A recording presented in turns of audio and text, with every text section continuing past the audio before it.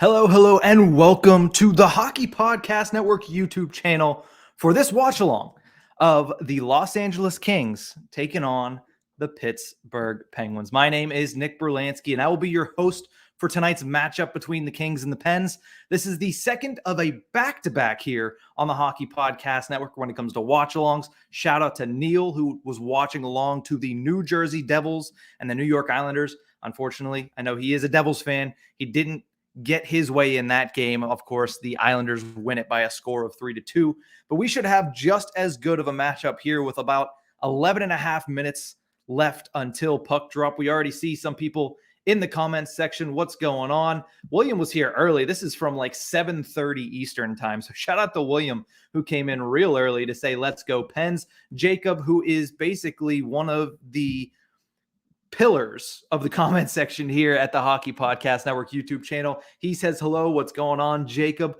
John says hello as well. And speak the devil, and he shall appear, no pun intended. The MVP show, Neil Villapiano, jumping in the comment section. What's going on, Neil? Great job on your portion of the back-to-back. I hope I can live up to what you have here.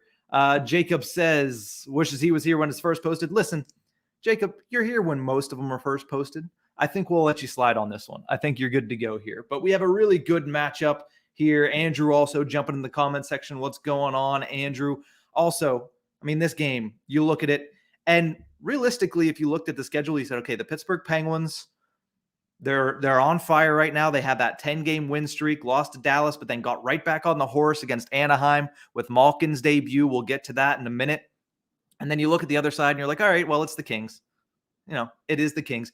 But if you look at this matchup, the LA Kings, they're no slouches this year. I mean, nobody really in California is a slouch this year. I mean, it's surprising because a lot of those teams were still expected to be in rebuild mode. And you look at the Kings, they're one of those teams especially. But a lot of their young players have came to play. And specifically, maybe not quite young players, but their goaltenders have came to play as well. I have the stats here. They're riding the back of Sir Jonathan Quick. He was expected to be the backup this year. He was even expected to possibly be traded before the year even started, yet he's played more games than Cal Peterson. Now, Peterson has dealt with some injuries here and there, but Jonathan Quick, in 22 games played, he is 10-8-4 this year with a 2.4 goals allowed average and a 921 save percentage. For a guy that a lot of people thought was washed, those are some pretty good numbers. Now, I mentioned that Cal Peterson missed some time due to COVID, missed some time due to injury, and there's going to be some other players like that in this matchup tonight as a long list of players absent for both teams, more so in favor of the LA Kings. Of course, Lias Andersson and Andreas Athanasiou currently on the COVID list. Athanasiou also suffering from a lower body injury. Also out for the LA Kings, Alex Edler, Martin Ferk, Carl Grundstrom, I believe it's Sean Walker, and Christian Wolainen. So all of those players are going to be out for the LA Kings, yet they still have some of their bread and butter players in there, including all-star Adrian Kempe, who heading to his first all-star game. The rosters were revealed earlier today, so we'll get into that, of course, in this stream. But looking on the other side of things, the Pittsburgh Penguins, they're missing a handful of players because of the COVID list as well. Zach Aston-Reese, backup goaltender Casey DeSmith. Brock McGinn is going to miss this game. He's no longer in the COVID protocol for the Pittsburgh Penguins. He actually exited protocol this morning, but will not play in this game for a reason that head coach Mike Sullivan said, because he's been in a hotel room for the past 5 days. So Brock McGinn not in the lineup, however, no longer in the COVID protocol, but another player that is Brian Rust, who came out of the Christmas/COVID break, scored 11 points in 3 games, and has not played since, missing the last. This will be now 3 straight games because of the COVID protocol. Jason Zucker also going to be out, as well as Danton Heinen for the Pittsburgh Penguins. But this is going to be a great matchup. I really think that both of these teams are getting ready to put on an absolute show. The Pittsburgh Penguins are coming off of a great victory against the Anaheim Ducks, a 4-1 victory on Tuesday, in which Evgeny Malkin, one of the best players in the entire planet, has been since he entered the league 15 years ago. This is now his 16th NHL season. He returns on Tuesday with a vengeance. 2 goals, 1 assist, absolute dominant force on the ice. And a main portion of the reason that he was able to do that was because of what he was able to do offensively and not had to do defensively, because he plays now on a line with former LA King making his return to the, artist formerly known as the Staples Center, now known as the Crypto.com Center. And Jeff Carter will be returning to LA for the first time since they traded him last year during the trade deadline to the Pittsburgh Penguins. Another quick little storyline there. Samuel Fagemo will be making his NHL debut for the LA Kings. So this game is not without many storylines, especially, you add on the fact that we had the All-Star selections come out. There's a lot of storylines in this game. It's going to be a fun matchup here between the Penguins and the LA Kings, 2 teams that are on vastly different portions of their schedule. Boo Manis jumping into the comment section said, just look at the Kings record, but sometimes that doesn't tell the story. How good are they really, in my opinion? When I look at this team and I look at where they're sitting in the Pacific Division, they're in 3rd place right now. It's not that they're just in a playoff spot in January. They're in 3rd place in the Pacific Division. They are higher than the Calgary Flames and the Edmonton Oilers. Look back 6 weeks ago. Both of those teams were considered 2 of the hottest teams in the National Hockey League. Now, of course, with Edmonton, they were riding high on the fact that they had a 50% power play percentage, and both McDavid and Draisaitl were scoring at basically 2.5 points per game. That has since deceased, and with that, so has gone the Edmonton Oilers' success. Now, the Flames, on the other hand, they were riding high on the fact that they were playing Daryl Sutter hockey, which Kings fans will know all too well. The Flames were able to play Daryl Sutter hockey very well. They were able to get great goaltending from Jacob Markstrom. And when he regressed to the mean a little bit, so too did that team. And when you look at the Kings, they've won the games they needed to win. I don't think they're quite a playoff team just yet, because they are still very young. They're coming out of a rebuild. They have guys like Samuel Fagemo, who's going to be making his NHL debut. They have an Arthur Kaliev. They have an Alex Turcotte. These guys are just getting into the league. And when that type of, player is making up 25% of your roster, I think you're still missing a little bit, and you need a little bit more to be able to be a consistent playoff contender. They might be a playoff team this year. They might sneak in. But are they going to make any noise? No, I don't think so. But still, like you said, you look at their record, and it is mighty impressive at 18. I believe it's 18-12-5. It's 18-13-5, because they're 18-18 overall. John says everybody's getting COVID. Yeah, there's a lot of players on the NHL COVID list, but it seems as if it's starting to kind of neutralize, especially because, the NHL switching COVID protocols only 5 days out if you don't have symptoms. So they're trying to fight their way through it. It's going to be interesting to see what they do at the end of the season for all of these games that have gotten canceled. That's going to be something that's going to be interesting to keep an eye on once we get past the All-Star break and into the second, latter third of the season, last quarter of the season, how they make up all these games. There could be teams that are playing 5 games a week, which is just absolutely ridiculous. And if you see that happen, don't bet on any of those teams to win the Stanley Cup, because they will be absolutely gassed by the time they make the playoffs, if they even do make the playoffs. Josh, jumping into the comments section, says, hi, Nick. What's going on? Josh, our fearless leader here on the YouTube side of the Hockey Podcast Network. Glad you could join us here. Jackson Hollister, loyal listener of the Tip of the Iceberg podcast, one of the podcasts that I do here on the Hockey Podcast Network. I cover the Pittsburgh Penguins. I also cover the entire league on a little podcast called The Hockey Hotbed. That one has new episodes every Tuesday and Friday. Tomorrow, we'll be talking about, of course, the NHL All-Star Game and the rosters that just came out. But Jackson joined and says Jeff Carter is definitely getting a goal. I wouldn't doubt it. Carter coming off a game where he had 2 goals, including an empty netter, playing on a line with Evgeny Malkin. That's a pretty safe bet, Jackson. That's a pretty safe bet. Jacob says, JJDTV says 3-1 Pens, which is a good point. I didn't even ask that. I meant to ask that. Give me your score updates. Give me your score predictions. What do you think is going to happen? JJDTV says 3-1 in favor of the Pittsburgh Penguins. They've won 11 of their last 12. So JJD thinks that it's going to become 12 of their last 13. What does everybody else in the comments think? Let me know. And also let me know who you think is going to score first. Either team, whether that be the Kings or the Pittsburgh Penguins. I wouldn't bet on Sam Fagemo in his NHL debut, but you know who I would bet on that's playing in a short game? I think Kasper Bjorkqvist might get a goal tonight. I called it in his first game when he got one. I'm feeling a bottom six goal from the Penguins, so I'll throw a little bit of love Kasper Bjorkqvist way. But as I was about to say, Jacob throws in the comment section here, Vegas is sitting in first in your division. Yes, they are. Yes, they are. And they got some great news earlier in the week, seeing, Jack Eichel joining the team in practice. He's wearing a no contact jersey, which you can expect to see him in for a long time, but it's nice to see Jack Eichel back on the ice. And I'm so excited to see what that looks like whenever he actually does join the team for real and gets into a game and see what the line matchups are. It seems like they're not going to play him with Mark Stone, which is a very astute decision there by head coach Pete DeBoer. Jacob also gives me a score prediction. He says 4-2 Pens, Sid the Kid with 2 points. I mean, he might have something to prove tonight. Not chosen to the All-Star game, not even chosen as a last man in selection. Jake Gensel gets those honors for the Pittsburgh Penguins. So Sid the Kid might have something to prove tonight. You could see him scoring 2 points. And also, he didn't score any points in that 4-1 victory for the Penguins against the Ducks on Tuesday. So maybe he has a little bit of one-upsmanship with Evgeny Malkin. We've seen it throughout both of their careers. Jackson Hollister gives another one, 5-2 Pens. So far, the comment section is hot on the team from the Steel City, thinking the Penguins are going to win. That's 3 selections for the Penguins. John says Jack Eichel is not ready yet. He probably won't be for a couple of months, to be completely honest. I could see him probably returning maybe around the trade deadline, maybe some sooner, but like late February, early March. That's when I predict that he's going to come back. He's basically going to be like a trade deadline acquisition at this point for the Vegas Golden Knights. And when it comes to that, can you get a better one than that? I mean, Jack Eichel for the trade deadline, that's fantastic. Also, I mean, if you're looking purely from Vegas's standpoint, you got to fit him under the cap somehow. So we'll see what happens there and what Kelly McCrimmon is able to do.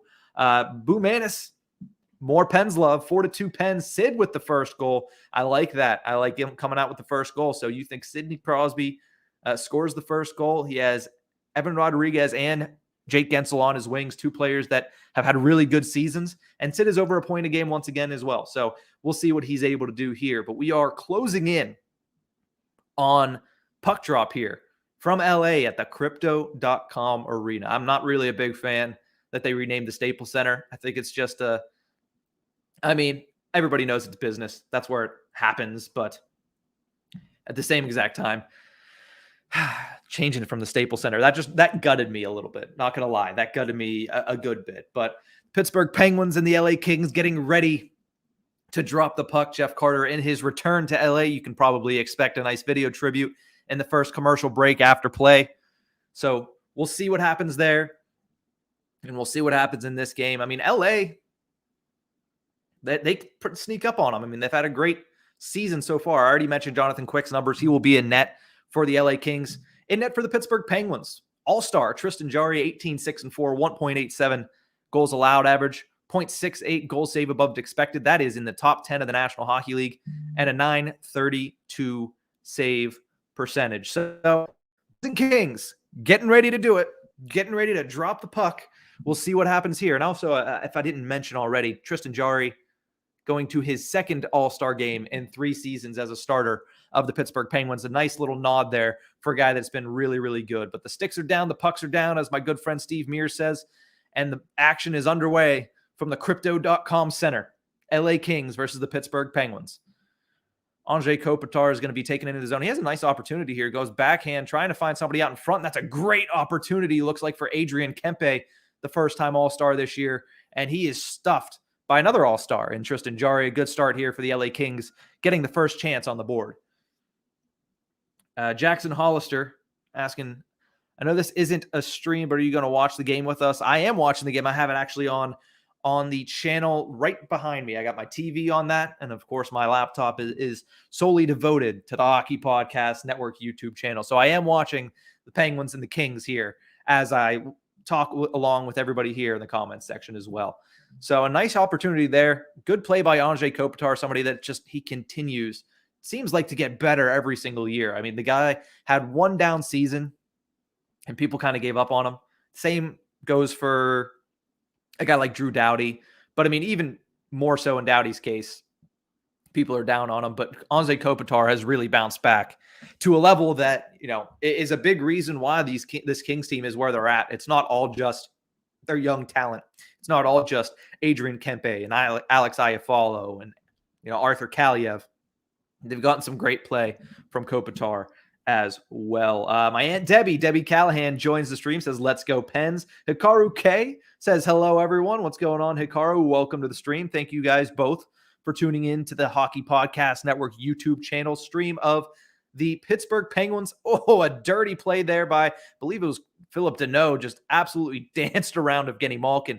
Beautiful hand-eye coordination there in the neutral zone, and it sets up a great opportunity for himself down in the zone, and a nice save once again by Tristan Jarry, who's getting tested here very early against the LA Kings. But as I was mentioning, thank you so much for tuning into the Hockey Podcast Network YouTube channel. If you haven't already, hit that subscribe button. We have watch-alongs like this every single night, and tonight is actually, this one specifically, is the second of a back-to-back stream night for the Hockey Podcast Network YouTube channel. If you were here earlier, you saw Neil Villapiano streaming the New York Islanders versus New Jersey Devils game. That was a great game, 3-2 in favor of the Islanders in that one. And now we're at the second of two here in this back-to-back. But like I mentioned, every single night we will at least have one. We might not have a back-to-back every night, but we will at least have one stream every single night. So make sure you hit the subscribe button. Our goal is to, right now, let's get to 850. I said it at 900. It might have been a little ambitious, but let's get to 850 subscribers tonight. I believe we're just over 20 away. So we'll see if we can get to that here tonight in the course of this matchup between the Pens and the Kings, two teams that are missing several players. And let me fix the stream here. Let's see, match statistics. That's much better there. Now you guys can actually see the stats as it goes along, which is what we like to have up. So focused on the game. Excited that it started. Late night hockey if you're on the East Coast. If you're on the West Coast, I mean, it's just a normal Thursday for you. But if you're on the East Coast and tuned in, thank you so much for tuning in. It is late night hockey here. And eventually, at some point during this game, we will get to the Night Owls Club, as the Hall of Famer Mike Lang used to call it. Past midnight here on the East Coast is when it will officially be the Night Owls Club. So we'll see who's all with me at that point of the night. So far, the Kings, in the first 2 minutes, it's been a slow 2 minutes, a lot of stoppages, but it's what you can expect here basically from two teams that have not played each other since 2020.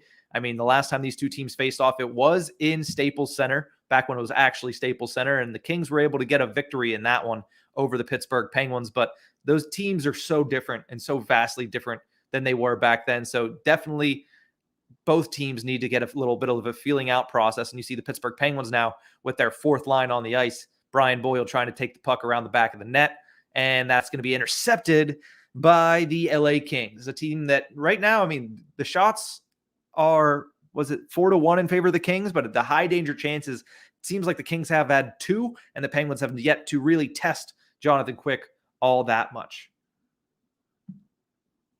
Boo Man, it says 0 for 1 on your stream prediction. Let's hope the Pens can make you 1 for 1. Well, we'll see how that goes. I mean, I always root for you. I have the Penguins -1.5 at show sponsor DraftKings. I won my bet earlier, so I'm in a little bit of a good mood. I took the Tampa Bay Lightning -1.5 late, thanks to a Braden Point empty netter. I was able to cash out on that. So good night so far for me when it comes to the betting. Secondly, I have a Penguins -1.5. So my score prediction, which I didn't give yet, I would say it's probably going to be, let's go 4-2 in favor of the Pittsburgh Penguins. Here comes Sidney Crosby down the wing, tries to give to Jake Kensel. That would have been a great opportunity, but the puck just skips right over his stick. Let's see what we're going here. 16:39. And the Penguins, I mean, that was their first great opportunity there. They had the puck on the stick, Sidney Crosby and Jake Gensel down on a rush. They just were not able to connect with that one. And here they try to go again. Nice little pass, but that's intercepted by Alex Iafallo. Great job to be in a great position defensively. And the Kings are going to slow this one down. I haven't watched too much Kings hockey. I've watched a game here or there. I haven't watched too much, but they're a team that historically has been keen to slow the game down. They've sped up a little bit with a little bit more offensive flair, but still they're a team that likes the slow pace. I mean, you have a guy like Anze Kopitar, a guy like Drew Doughty, a guy like Dustin Brown when he's in the lineup. They're guys that really like to slow things down and get it at their pace. Where the Penguins on the other end, they like to play fast pace, like they like to go. So we'll see how those two styles mix. Like I said, I haven't watched a lot of Kings hockey, but from what I've watched, it seems like they're kind of a hybrid at this point between their speed being slow and high. But so far tonight, low event hockey, just 4.5 minutes in. The complete opposite if you watch the Penguins take on the Anaheim Ducks on Tuesday. That was extremely high event hockey. Great opportunities on either end early and often in that one. This one so far, a little bit of tentativeness coming from these teams from opposite coasts here. Looking into the comments section, I do have a question for everybody because, tonight was leftover night at the Berlansky household. And by Berlansky household, it's me and my fiance, Caleb Elovich. But we had leftovers because I'm heading back home over the weekend to celebrate Christmas with my family. Had, tacos, some spaghetti, some garlic bread, just basically trying to clean out the refrigerator. And I'm basically a garbage disposal on those nights. Let me know, do you guys like leftovers? And if you do, what is your favorite thing to eat leftover? Let me know that in the comments. We'll have a nice little discussion about that here in the first period, trying to keep ourselves awake early on here in this game between the Penguins and the LA Kings.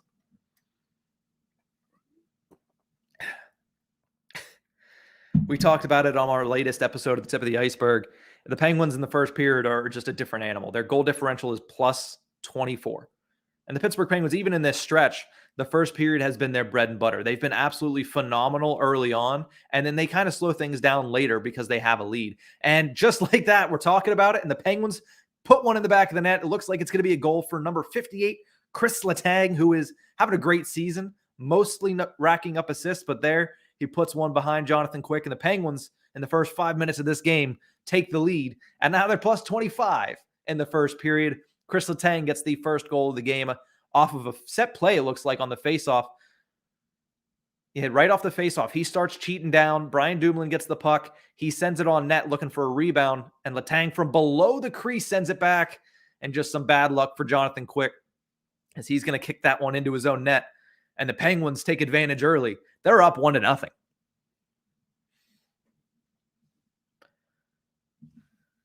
So Chris Letang, a couple weeks ago, he was talking to the press, and he said, I don't have as many goals as I would like. And the day right after that, he went for it for sure. He had about 6 or 7 great opportunities. I believe he had like 7 or 8 shots on goal, but he was way out of position. So it seems like he'd settled down since then, and he's able to make a great play there. It seemed like it was a set play off the faceoff. You see that with the Pittsburgh Penguins an awful lot, especially when 2 of their centers are Sidney Crosby and Evgeny Malkin, 2 guys that have done it for such a long time. And a lot of this team has been together for a hefty amount of time. So you can run those plays and you can trust that everybody's going to be in the right position. They were able to do it there to perfection, and a lucky bounce for Chris Letang off the pads of Jonathan Quick. And the Penguins have that 1-0 lead. That is Letang's second goal of the season, assisted to Brian Dumoulin, whose assist total now matches his number with 8 on the season. Debbie Callahan says, way to go, Tanger. Always nice to see Chris Letang score a goal. He is on a contract year. Interesting enough, there's a lot of Penguins on a contract year. I believe they only have like 5 or 6 NHL contracts going into next season. So it's going to be a busy offseason for Ron Hextall and company. And one of those players is going to be Chris Letang as well as Evgeny Malkin. So a lot of big business in this offseason. But the Penguins right now, their focus is on something a little bit larger than offseason contract discussions. They're looking for a Stanley Cup. The 4th one of the Crosby-Malkin era, that's been the goal since they won the 3rd one. So we'll see if they're able to do it. Right now, they're off to a good start in tonight's matchup. And this is a big one. I mean, the Penguins are on game 4 of a season-long 6-game road trip. Meanwhile, the Kings are getting ready to go back onto the road after 7 straight games at home. And they've been pretty good. They've won the past 3, including, and I believe they've only lost 2 of the previous 6 since the Christmas break. So this is a team that has had home cooking a lot lately. They've been at home since the Christmas break. And like I said, this is game 7 of a 7-game homestand for the LA Kings. So we'll see how they play, getting ready to go out on the road after this matchup here. Meanwhile, the Penguins are on game 4, like I mentioned, of a 6-game roadie. Their next game will be Saturday night against the San Jose Sharks, a rematch of that game that was played, I believe, on January 2nd was when that game was played. And it was a weird and wild 8-5 game. So we'll see that on Saturday. But today is the first matchup between these two teams here at the Crypto.com Center, I guess is what it's called. I still just can't believe that. Let's see. Hikaru K in the comment section says that was a Marc-Andre Fleury goal on Quick. Yeah, we've seen that a little bit. A little out of position, trying to make up for it, and he accidentally just knocks it into his own net. We've seen that before with Marc-Andre Fleury. Honestly, we've seen that before with a lot of goaltenders, but it did seem like it's something that, because Fleury was always very active in the crease, he was prone to letting in a goal or two like that a season, it seemed like. Redeems Zahorna in, gives it to Dominic Simone, who wires it, and I don't know if John Quick got a piece of that, but it is up and out of play. Dom Simone's an interesting character for this team because he left 2 seasons ago trying to find more playing time in Calgary. And then last season he was there, only played in 11 games, had no success there, like almost negative success in Calgary for him. He scored 0 points. And then this offseason signs on basically, a bargain deal to come back to Pittsburgh, a place that he had some success.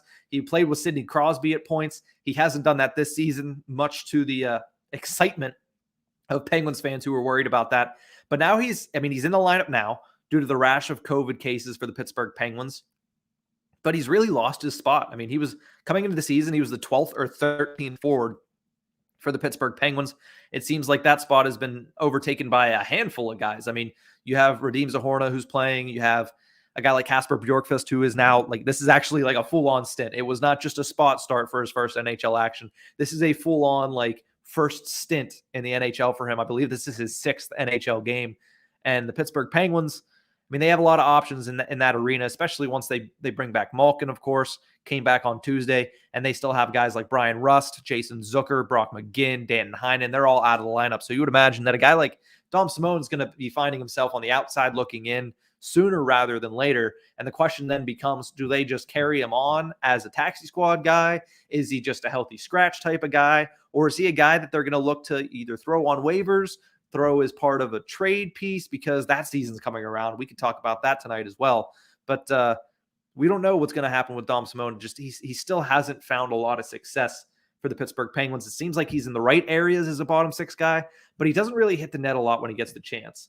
Bumanis answered my question about leftovers. I appreciate that. Before I went on my all meat diet, it was spaghetti. Now it's chicken, and go Pens. Yeah, the spaghetti tonight was actually very good. I've had spaghetti, I think, 3 or 4 nights because we made way too much sauce earlier on in the week, but we had to get rid of it. So I haven't been mad at it. It's always nice to have that instead of something small or something else in the lunchtime hour. I like to have leftovers. That's usually what I eat for lunch. Hikaru K says McGinn should be back next game. Yeah, I was actually expecting him to be back tonight, but it makes sense. The guy spent the last 5 days in a hotel room in Dallas, and now he's in LA. You had to get on a plane, meet the team in LA. So it does make sense to give him the night off, especially with how that team played. This is the same exact lineup for the Pittsburgh Penguins that we saw take on the Anaheim Ducks, and that team played a really good game. So it makes sense. Leave these guys in, give Brock McGinn another day to just basically be in the outside world again. And, get his feet underneath him and get healthy. Here's a great opportunity. That shot is all wrong off the post by the defenseman for the LA Kings. A great opportunity. He beats Tristan Jarry, but he rings it off the post. For a second there, I thought it hit the middle bar and came back out, but he hit the post right to the right of Tristan Jarry, and that is the best opportunity for the Kings this game. They get another one, and it looks like Tristan Jarry might have snuffed that one out, and hostilities are rising between, is that Olli Maatta? Number 3 for, yep, I believe. No, that's Roy, Matt Roy.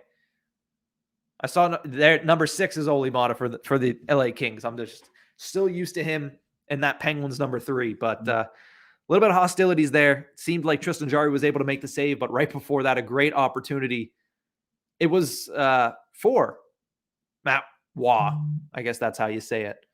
He had a great opportunity, hit it off the post, and it looked like they got very close. That's going to have to be reviewed because Tristan Jarry moved his skates around. You couldn't really tell where it was. And he's lucky with that shot off the post. And it was an Olli Maatta shot, correction, that came in off the post. Olli Maatta looking to victimize his former team. But no dice. And Jari is lucky. I mean, he was very far out of the net, so I don't even know if that would have happened. Very lucky he didn't shoot back, hit him in the backside, and go into the net. But I guess that is one of the perks of being really far out of your crease and challenging the shooter in that situation. So it remains 1-0 in this game in favor of the Pittsburgh Penguins, just about halfway through the first period of play here. And the LA Kings not without opportunities early on against the Penguins, but still have not been able to solve Tristan Jarry and the post to his right. The Penguins on the other side, however, I mean, they've had shots on goal. I mean, they have 4 shots this period, but at the same exact time, those shots have been really low danger, except for, even the goal. It was a low danger shot. I mean, Letang's just putting it on net from behind the net and gets a really lucky bounce off of Jonathan Quick. Meanwhile, on the other side, a beautiful shot by Olli Maatta just doesn't go in because, bad luck, hits off the post and comes straight out. So it's a game of bounces. It's a game of inches. And we've seen that early on here as we do hit the halfway point here of the first period of play. Penguins looking for some sustained zone time. And this is the Teddy Bluger line, who I highlighted out of last game. That line, and it doesn't matter who it is, because Teddy Bluger right now is the only regular bottom 6 player for the Pittsburgh Penguins that's actually in the lineup. He was out there with several different combinations of wingers last game, and he had 2 really standout shifts where that line was in the offensive zone basically for a minute and 15 seconds, an extended shift in the offensive zone. They got a couple of opportunities, didn't score, but at the same time, they were put out there in situations where it was play defense and don't give up a goal, and they spent the entire time in the offensive zone. Last game, Teddy Bluger, when he was on the ice at 5-on-5, 8 scoring chances for to only 1 against. So he's been playing really, really well, and you've seen that basically continue into this game. He had a nice little offensive zone spurt there. As of right now, the shift is over by the time I talk about it. I'm more long-winded than an NHL shift, so that's usually what happens when I start talking about a particular player that's on the ice at any given moment.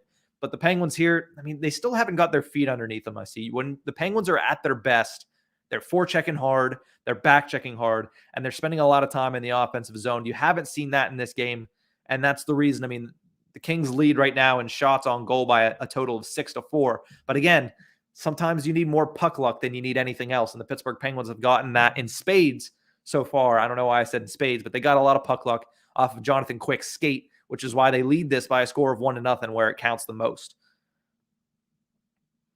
So first goal by Chris Letang. Nobody predicted that in the comments section, which is fair. He only had 1 goal before that. There's a shot by Drew Doughty. It's going to go high and wide.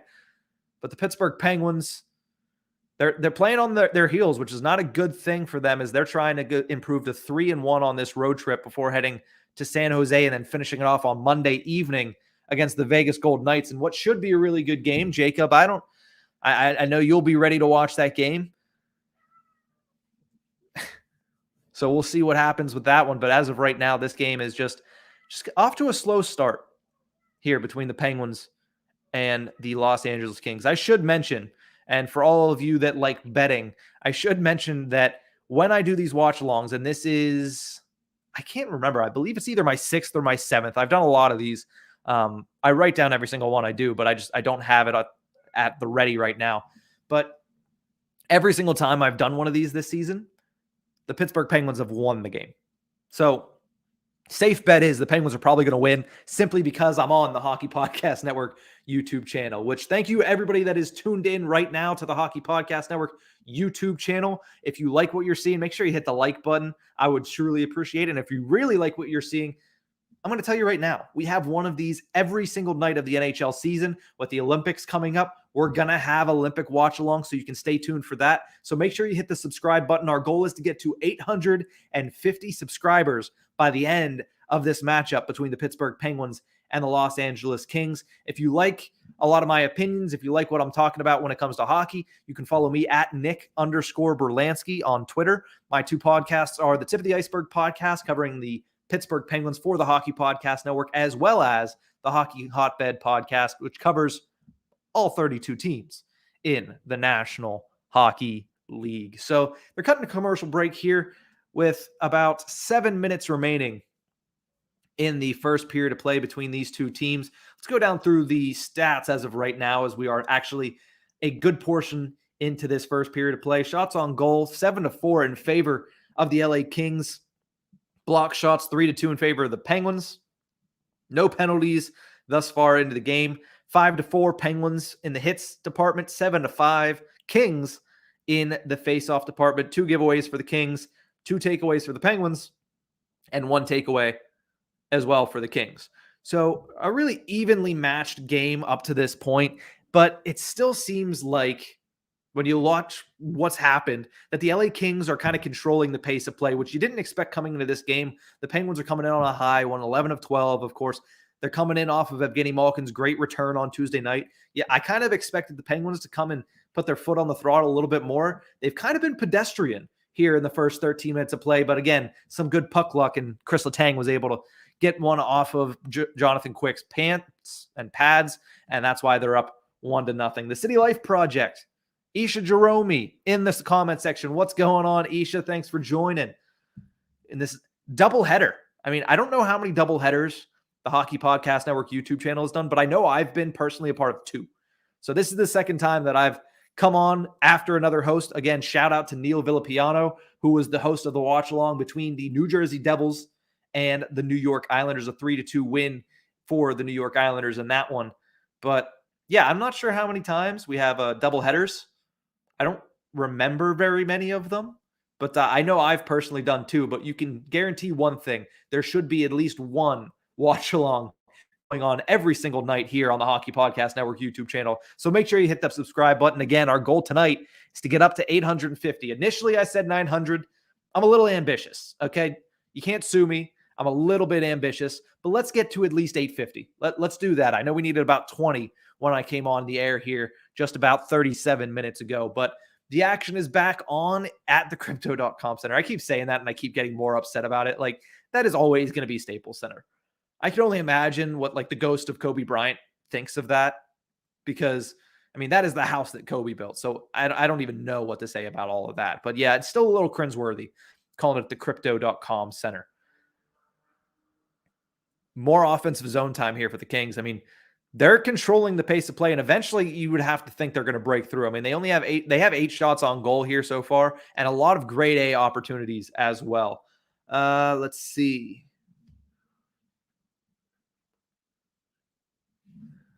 Boo Manis jumping in the comments section says, you have the blinders on most teams and their players, but except for your team, as the pic shows, you're the Avalanche fan. Fair enough. I mean, they're an exciting team, and I looked down for 2 seconds, and there's the goal. You said eventually it was going to happen. We talked about Kopitar having a pretty good season, and there it is, the tying marker right where you want to shoot the puck. I mean, right in between the dots. A nice shot there by Anze Kopitar, and this game is tied up. I mean, the scoreboard you would think would show the Kings on front, considering how this game has gone so far. So now the Kings finally tying it up, and this might be a challenge for offside, but I don't think it's going to be at this point. A bad turnover by Kasperi Kapanen, and then a nice deflection there off of Kasperi Kapanen. Not great for Cappy, turning the puck over and then deflecting the puck into his own net. But a nice goal there nonetheless. Scrappy goal by Anze Kopitar, just how you expect him to put it in the back of the net. And this one is tied at 1 goal apiece. But also the Leafs, because you have no choice because your family are all Leafs fans. Yeah, Leafs and the Avalanche, they put together a really good game the other night, and I'm sure your family was not happy to see the Leafs give up another 4-1 lead. But no, the Avalanche are coming around highly. Like, I mean, Cale Makar is just an absolute another level. I think he has, 16 goals on the season? That's absolutely just ridiculous. But let's see. Oh, Isha, I did not know this about you. Dated a Leafs fan. Her family tried to get you on board. Sounds to me that they probably failed. Yeah. So, said you broke up. Good riddance. Can never be with a Leafs fan long term. I mean, hey, the heart wants what the heart wants, but sometimes the heart just wants a playoff victory, and the Leafs never get it. So there's one thing that's always consistent, and that's basically it. But 1-1 game here. You don't speak. Fair enough. Jeff Carter coming into his return, and he just couldn't turn the corner there. He had Jonathan Quick out of position, but he couldn't take advantage and turn the corner. A nice pass there by, great opportunity. This is very incoherent right now. There was a nice pass by Chris Letang trying to find Evgeny Malkin to a similar goal that they scored on Tuesday night. Couldn't connect, and then Jeff Carter gets it out in front. Another opportunity for Evgeny Malkin, but Jonathan Quick was there, and the defense was also there to get a little bit on that. And the Penguins and Kings are still tied at 1 as they head to commercial break here with just under 5 minutes, 4:42 remaining in the first period.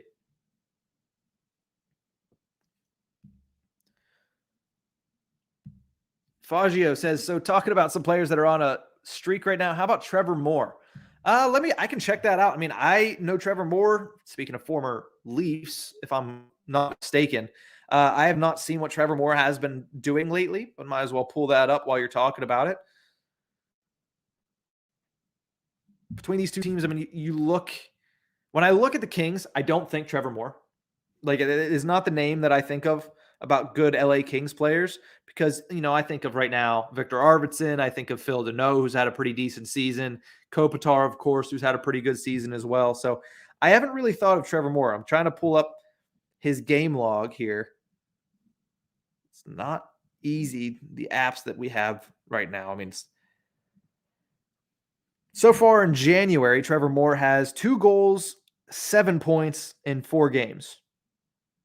Not bad at all. No. Since the Christmas break, add on a goal, so 3 goals and 8 points in 8 games played. And 7 games played. So over a point a game for Trevor Moore, you're never going to scoff at that. That's not bad at all. Especially when in your last 4 you've put up 7 points. That's a nice little streak there.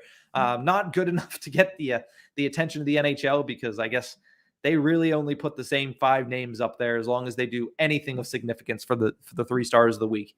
But no, I did not know Trevor Moore was on a hot streak. So thanks for that update. We'll keep an eye on him as this game evolves. Thank you for that, Faggio. Dylan Kaiser. I hope I'm saying that right. I think I am. Like, if I'm not, please tell me that I'm wrong and call me an idiot or something like that. But he joins the stream with the fire emojis. Thank you for joining, even if I might have just butchered your name. Now we have both Dylan and Isha. Now the pressure's on. I got to do well now. The bright lights are on with the 2 executive producers of the network. But I nailed it. Cool. Good. We're 1 for 1 tonight. That's what we like to hear. But this game, speaking of 1 for 1, this game is a 1-1 game as of right now. Goals scored by Chris Letang and by Anze Kopitar. So the legends on either side scoring for these 2 teams. 2 teams that are right now in pretty good playoff positioning at this point in the season. Like I mentioned early on, the LA Kings currently sitting in 3rd place in the Pacific Division, taking advantage of the absolute train wreck that is the Edmonton Oilers. And also a falling and flailing Calgary Flames team. Faggio, he says, let's go Jets.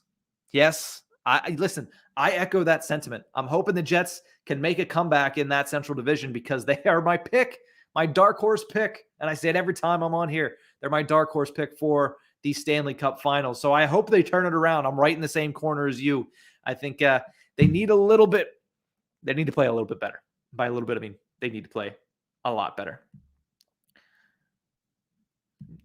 They did win today, though. I did not see that. I was paying attention to all the games that I had bets in, which is Tampa Bay versus Vancouver, and then this game as well. And also I had Carolina -1.5. We don't have to talk about that. That was just an embarrassing performance from the Hurricanes. But nice to see that the Jets are getting back in their winning ways. I'm hoping that they can keep doing that to make me look a little bit less like a dum-dum, for lack of a better term, because I don't have one on my head right now. A great opportunity there for Big Z, Radim Zahorna, 6'7" monster for the Pittsburgh Penguins in their bottom 6 and working hard behind the net. We already talked about him.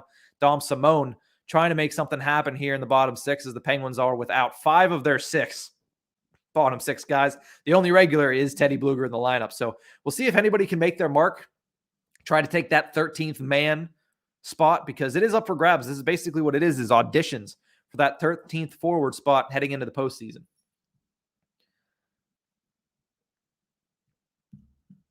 I did have Carolina. I actually had them as part of a parlay with Tampa Bay and Pittsburgh. So yeah, my hopes for that are out. But I use promo code THPN to DraftKings, so it helps when I have great odds and opportunities. It was there.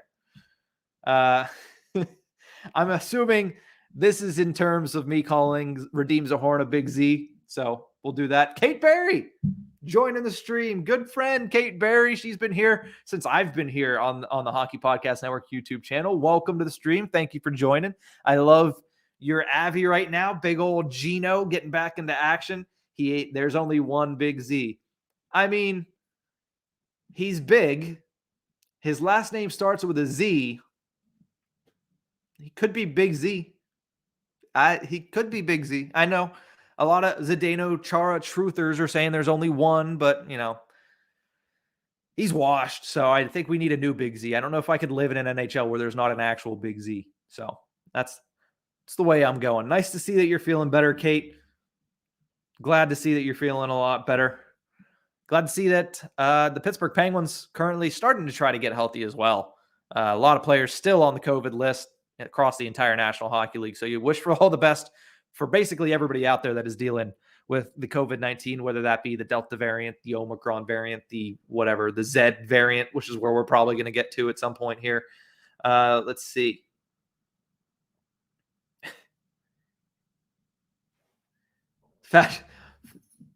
Big Z.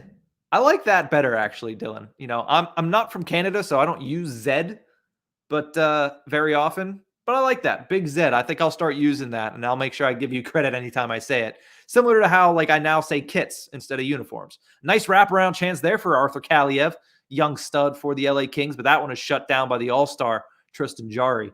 As I was saying, Faggio's comment, there's two Dominics in the league, and they're both bottom six players and always get confused with one another. Dom Cahoon and Dom Simone, interestingly enough, they both played for the Pittsburgh Penguins. Dom Cahoon, I loved him when he was on the Penguins. I mean, now he's over in Germany. He's either in Germany or he's playing the KHL. But surprising that he couldn't find a job and couldn't find a spot. Because he was actually fitting in pretty well. I mean, he had a rough start when he came to Pittsburgh, but he was still fitting in pretty well. And, of course, they shipped him off to Buffalo in exchange for Evan Rodriguez and Connor Sherry, which Rodriguez was not thought to be the better portion of that. Nice opportunity here for Chad Ruhwedel. Shoots the puck, and it looks like it was deflected by the waving glove of Jonathan Quick, and this remains a 1-1 game with 32 seconds left in the first period of play. The Penguins, that's what they need to see, a little bit more zone time in the offensive end and a little bit more opportunities, especially from their top six. It seems like the Sidney Crosby line, that's the first time, other than one other opportunity, that I've seen them actually make kind of an impact in this game so far. But no, I really like Dom Cahoon. I think he's a better player than Dom Simone. But it is funny that the two that you mentioned are both from both formerly, or at least one formerly and one currently on the Pittsburgh Penguins. I mean, if you go back into history, you also have Dominic Hasek as well, but that's going to be a penalty on the Penguins. That's an easy penalty. And that's going to be the first penalty of the year for Gino Machino. Evgeny Malkin takes an offensive zone stick infraction. I feel like if you went back through, and I am way too lazy to do this, if you went back through Evgeny Malkin's career, offensive zone stick infraction has to be overwhelmingly the most penalized he's ever been. That has to be the most penalties he's taken.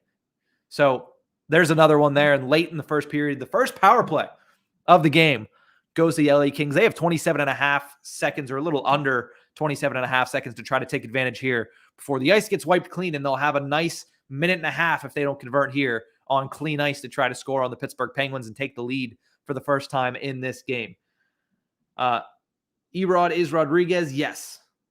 Big Z is fine for C. Kate says as well. Yeah, I agree, but I also like Big Z. I think it's a little different.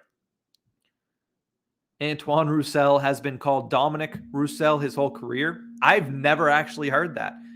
I should probably be paying attention because there's only 3 seconds left, but that ends the first period of play here between the Kings and the Pittsburgh Penguins.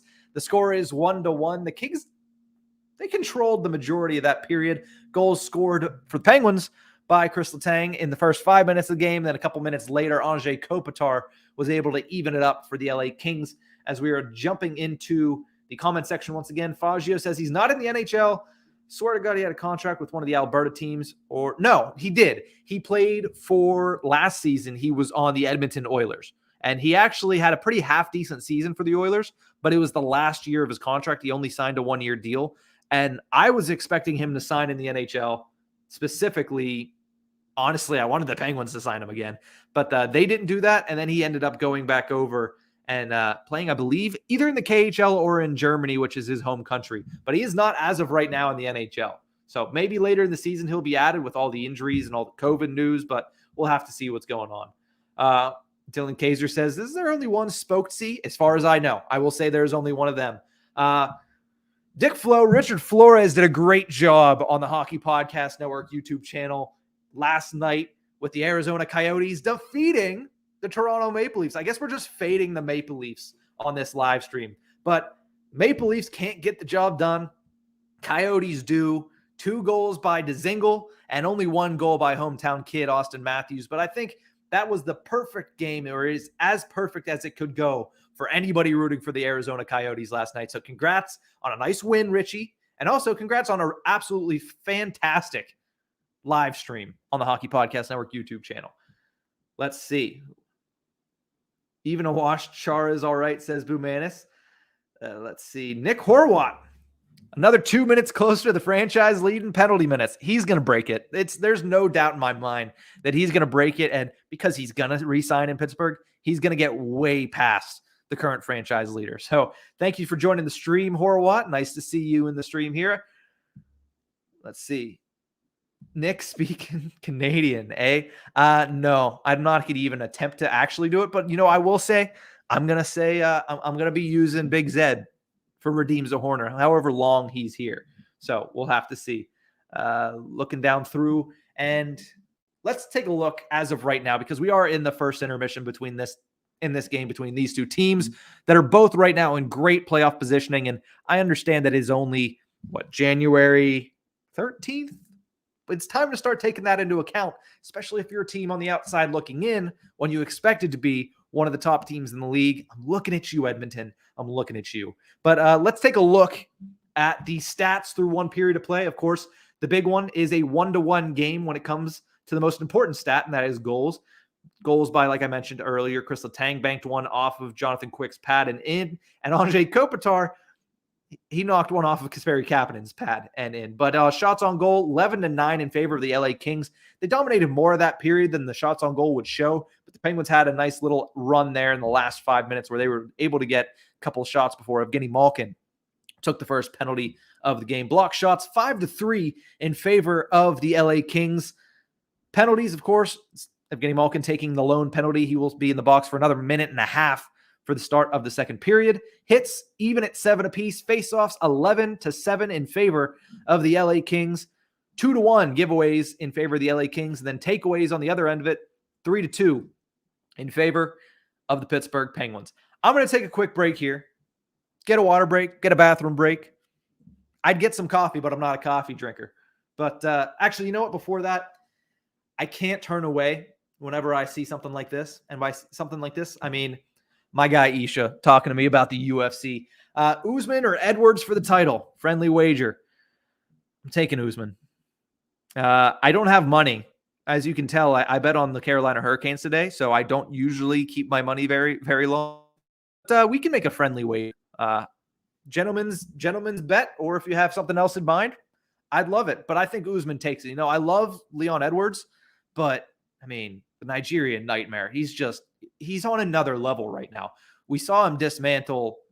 No, I wouldn't even say dismantle. He had a really good fight against, why can't I think of his name? I'm blanking completely. I mean, it is 11:20 at night right now, but Covington. Dylan says, go rip a Dartnick. I do not smoke. I don't. I have vices. I did used to. I'm not going to say that because there's people on the stream that shouldn't know that. But no. You got Leon, so let's place a bet. Okay, we'll talk about it. No knees Usman will get killed by Leon. I've doubted Kamaru Usman a lot and a lot of different times because, I didn't think he was going to beat Masvidal the second time. The first time Masvidal was on short notice. I didn't think he was going to beat Masvidal. I didn't think he was going to beat Covington the second time around, but he did. No, I don't do that either. I don't. I used to be a police officer, guys. Come on. I don't do that either. I did used to chew. I'll say that. I used to chew. I don't anymore. That was my old vice. Now I just, as the folks at the Fine Hockey Podcast Network know, I do drink most of the time, Pink Whitney, but I've also been away from that for a little while because I get PTSD at this point, basically. And, not joking about it, but joking about it a little bit. I also don't have a basement, Dylan. I live in an apartment. I wish I had a basement. Maybe one day. But I am going to take a break as the two executive producers going off in the comment section. I'm going to take a quick break. When I return, we'll talk about the NHL All-Star rosters because they came out earlier this evening. There are some snubs, one in particular from this game we're talking about now. We'll talk about those rosters, congratulate some of the 18 first-time All-Stars that are going to be going to Vegas this year, and then we'll talk about who was not going specifically to Vegas for the All-Star break coming up here in just a few short weeks. But we're going to take a quick break, and then we will return here for a watch-along of the Penguins and the LA Kings.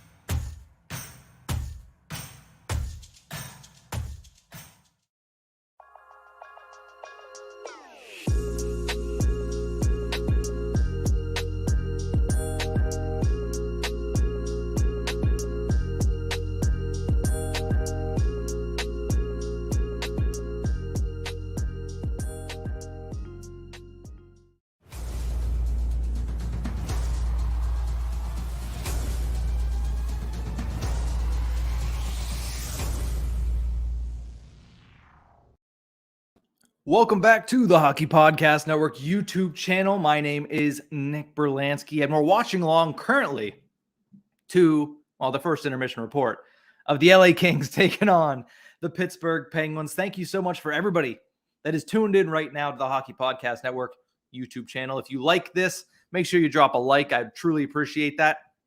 If you really like this format of watching along the games as they happen, great conversations. We're about to talk about the NHL All-Star rosters, which were announced earlier today. If you like these conversations, then give us a subscription because we have watch-alongs like this every single night of the NHL season. And also you get to see the executive producers of the Hockey Podcast Network try to get under people's skin. Doesn't work. I mean, I have a much thicker skin than that. You're not making me sweat. If anything, it's because I'm wearing a sweatshirt and sweatpants and the heat is blaring in my apartment, which makes no absolute sense. But I like comfort, that's for sure. Let's see. Very active comment section, and I appreciate that. Bumanis says, after the screw job the Avs got in Nashville, I hope we got with our best start of the year just to destroy the Coyotes. Wow. I mean, hey, I wouldn't put it past that game. If I was handicapping that game at DraftKings, the show sponsor here, make sure you use promo code THPN for great odds and opportunities at the DraftKings Sportsbook app. 1 second. My cat is losing her mind. Got to make sure nothing gets scratched up while I'm trying to do this. But make sure you go to the DraftKings Sportsbook app. And if I was handicapping that game, I might take the Avs the way that they're playing as of right now. I might take the Avs -2.5. I don't know if you can buy up on DraftKings. I've never attempted to do that, but I would definitely take them at least by 2. Sorry to say it, Richie, but in that matchup, I don't think they have it as of right now. Sir, join the stream. Arkansas loves the Penguins, and the Penguins, or at least this Penguins fan, I haven't said I'm a Penguins fan on any of these yet, actually, like word for word. But, we here at the Hockey Podcast Network love Arkansas as well. So thank you so much for joining the stream and commenting, as well as also subscribing, because you did mention that you subscribed the last time, so I appreciate that as well. Our goal is to hit 850 tonight. I initially set the bar at 900. Very ambitious. Very ambitious. We had a double header. I thought, okay, we can double them up, me and Neil, the dynamic duo, and very ambitious for a Thursday night. It's Thirsty Thursday. A lot of people are out at the bar, at least college students are out of the bar. It's where I was I won't say most, but some of the nights on Thursdays, because I never had class on Friday. Shout out to Point Park University. That was one of the perks of going to that school.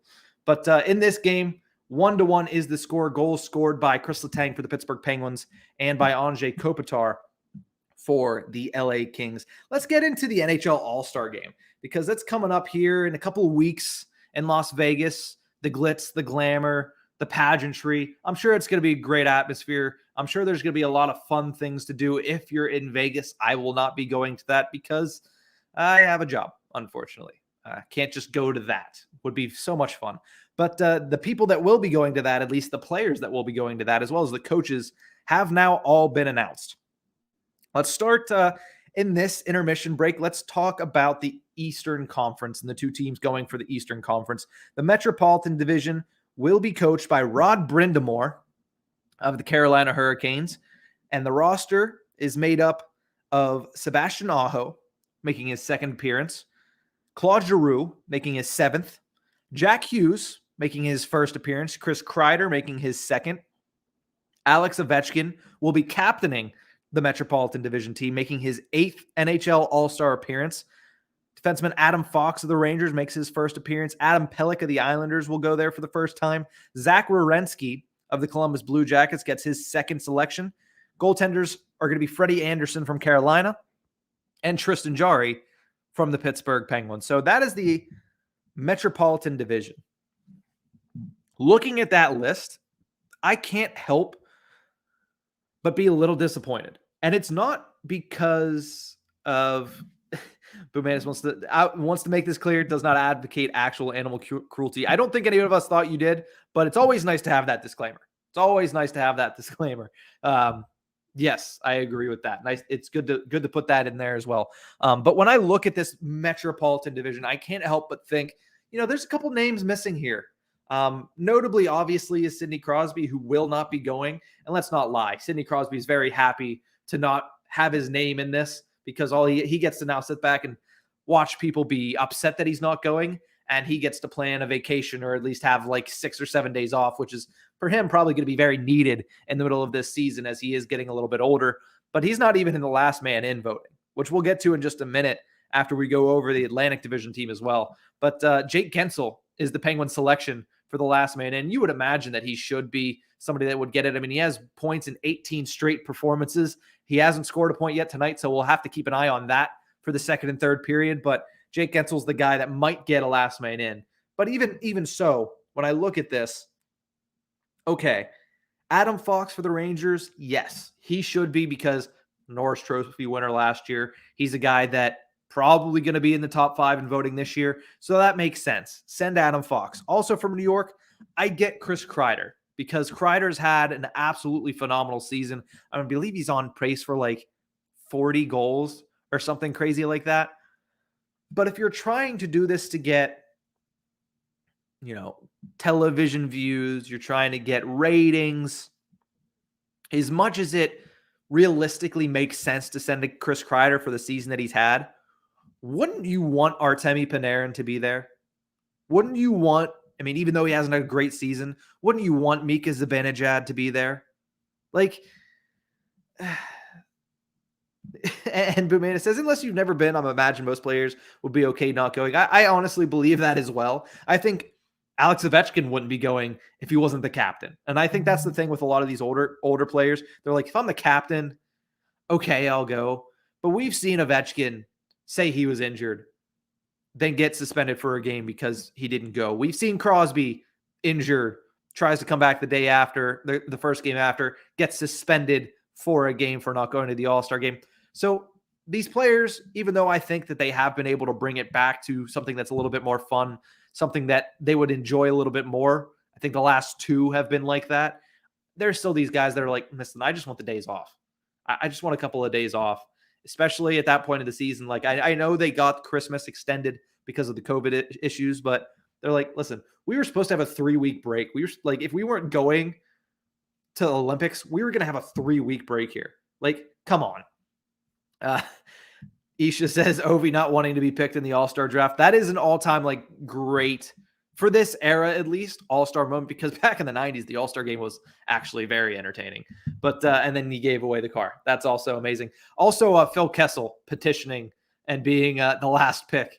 I don't even know how many years ago that was. He was part of the Toronto Maple Leafs at that point, so that's how long ago that was. But Phil Kessel being Mr. Irrelevant was also absolutely fantastic.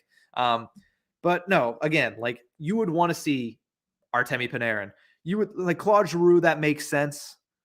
He's had a really good season for the Flyers. He might be traded from the Flyers, and we'll talk about that as well. If we get time, we'll talk about the fact that the trade deadline is about 10 weeks away, which is a lot of time, but realistically, we're going to start seeing people making moves. We're going to see rumors start to come out. It's a fun time for people that, you know, do hockey podcasts, people that follow hockey podcasts, people that just follow the sport in general. It's a really fun time. Excuse me. Isha also saying, oh, Nolan calling a shot in the 90s in the All-Star game. Yeah, like, that's what I'm talking about. Like, the 90s was a lot more fun when it came to the All-Star game. Also, because you look at the guys that are playing. I mean, there's a lot of Hall of Fame talent that's going to be there. But at the same exact time, like, it's nothing compared to the 90s. Like, there's like Lemieux, Gretzky, Messier, Kurt, like, all of those players. Just absolutely, like, ridiculous. And I wish I was actually old enough or alive enough at that point to have been able to see it and remember it and envision actually seeing it instead of just on YouTube clips. But let's talk about the Atlantic Division, because I spent a lot of time on the Metro. The Atlantic Division All-Star team, let me get the coach real quick and stuff hot here. Andrew Burnett of the Florida Panthers. Makes a lot of sense because the Panthers have been a really good team, but when you look at it, Burnett's a guy that stepped in unceremonious circumstances for Joel Quenneville, and he's done a really good job with that team. They had a lull there for a little bit, but they've come out of it, and again, they look like an absolute powerhouse. That team is great from top to bottom. I am interested to see what happens with that as the second period is just about to get underway. But the Atlantic Division, Drake Batherson making his first appearance for the Senators. Patrice Bergeron, only his third All-Star appearance, which is very shocking to me. Jonathan Huberdeau, who is honestly should be in the talks for NHL MVP at this point. He should be a Hart Trophy or Lester B. It's not Lester B. Pearson anymore, is it? I can't remember what it's called, but the Players Association MVP, if you will, the one that actually matters the most. Huberdeau should be up for those. He's going to be making his second appearance. Dylan Larkin, who's had a great season for the Detroit Red Wings, he along with, Tyler Bertuzzi and Lucas Raymond have been electric this year, but he's been the driving force of that line. So he gets selected. He'll be making his second appearance. Austin Matthews will be captaining Team Atlantic, his fourth appearance in the All-Star game. Nick Suzuki from Montreal will be making his first. Listen, somebody from Montreal had to go. You had to select somebody. So, of course, it's going to be a Suzuki. That'll be fun to watch. Rasmus Dahlin, former first overall selection for the Buffalo Sabres. He's going to be making his first appearance.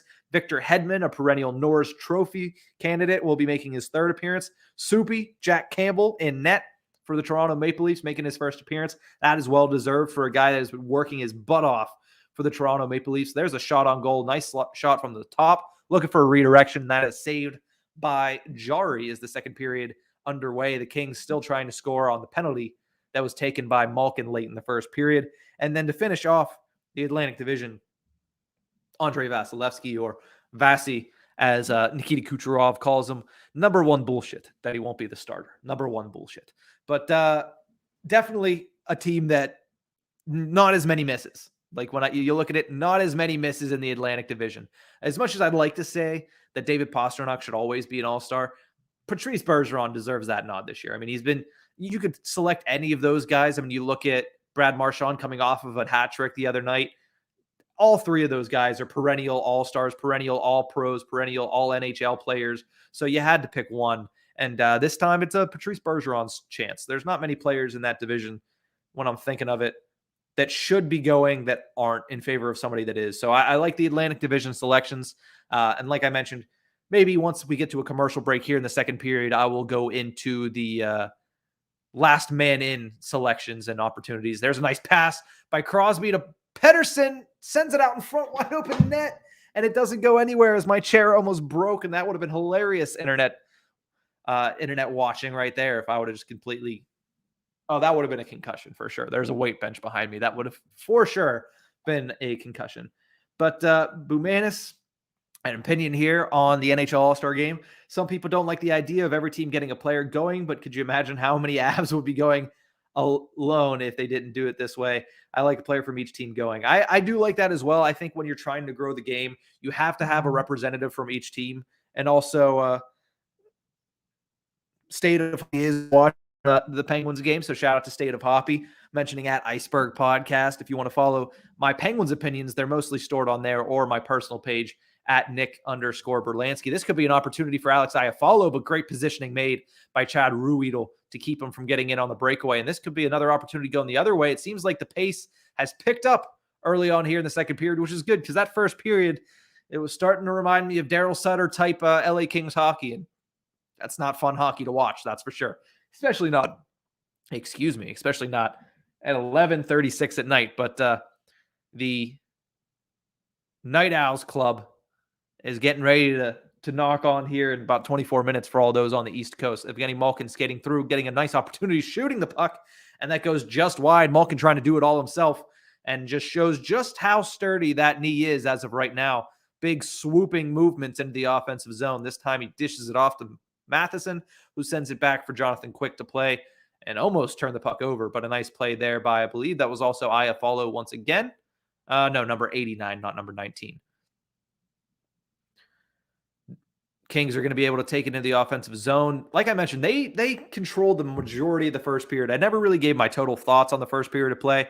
I just kind of hastily went into everything else, including UFC with Isha, which is, great fun here. Nice opportunity for the Penguins as Evan Rodriguez is going to take it. He tries to force it back to Crosby. That's something we haven't seen all season long from Evan Rodriguez. He's had a great year. And part of the reason that he's been so great, a nice opportunity will go in the other way for the Kings before we finish that statement. And they're going to miss it wide left of Tristan Jarry, trying to stuff it in. Nothing doing there. Marcus Pettersson in front of the net.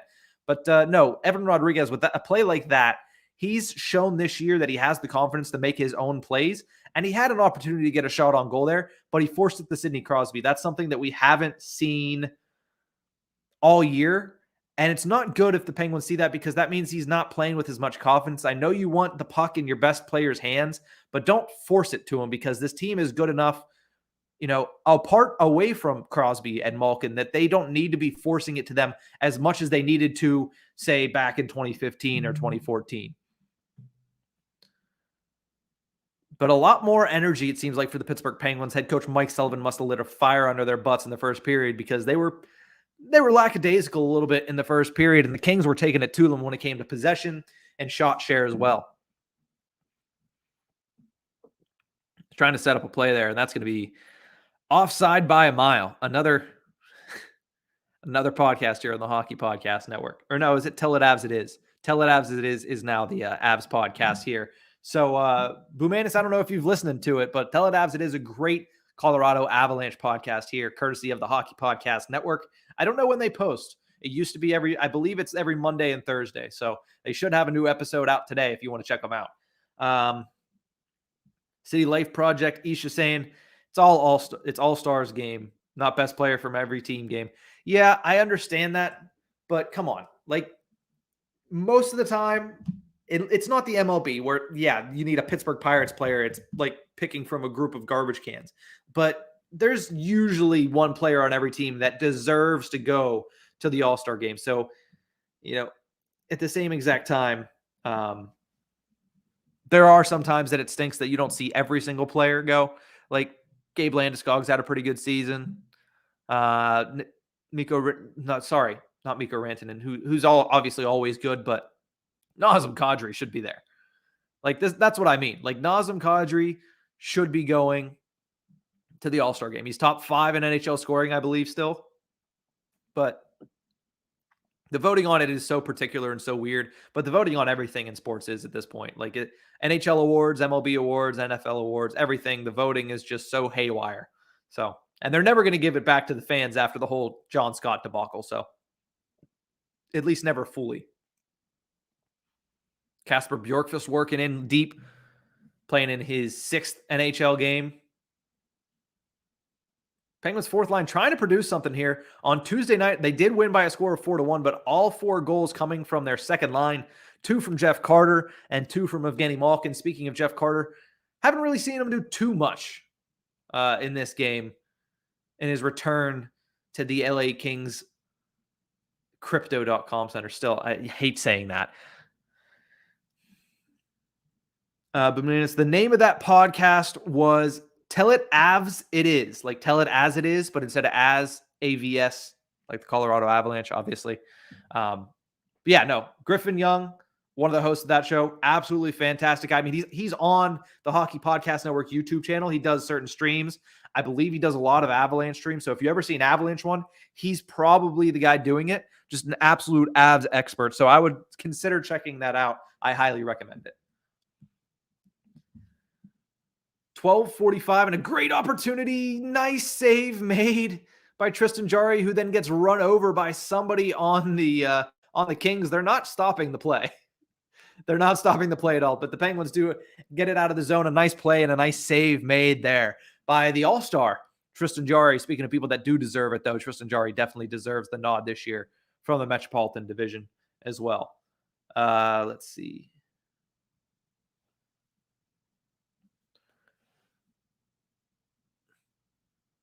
This game has been a little bit more back and forth in the second period. That first period was owned mainly by the LA Kings. A couple of great opportunities. Another good performance as of right now by Tristan Jarry. Just trying to prove those all-star voters right and putting him in there. But the Kings have, they've ruled this game up to this point. And the Penguins just still need to get their feet underneath them. But early on in this period, it seemed like they were. But right now, again, the Kings are dominating the pace of play, dominating the puck possession time. That's going to be a turnover at center ice. Malkin tried to turn around and get a nice advantage there, and Carter's going to end up icing the puck. That's a play that you just wish Evgeny Malkin would stay there and stay on the puck. But nonetheless, they're going to cut the commercial. They can't cut the commercial break. That was an icing. And that opportunity was for Trevor Moore. We talked about Trevor Moore a little bit earlier as Fajimo said that the Trevor Moore has been on a hot streak as of late. 7 points in the past 4 games. Is that what it is? Yeah, that's it.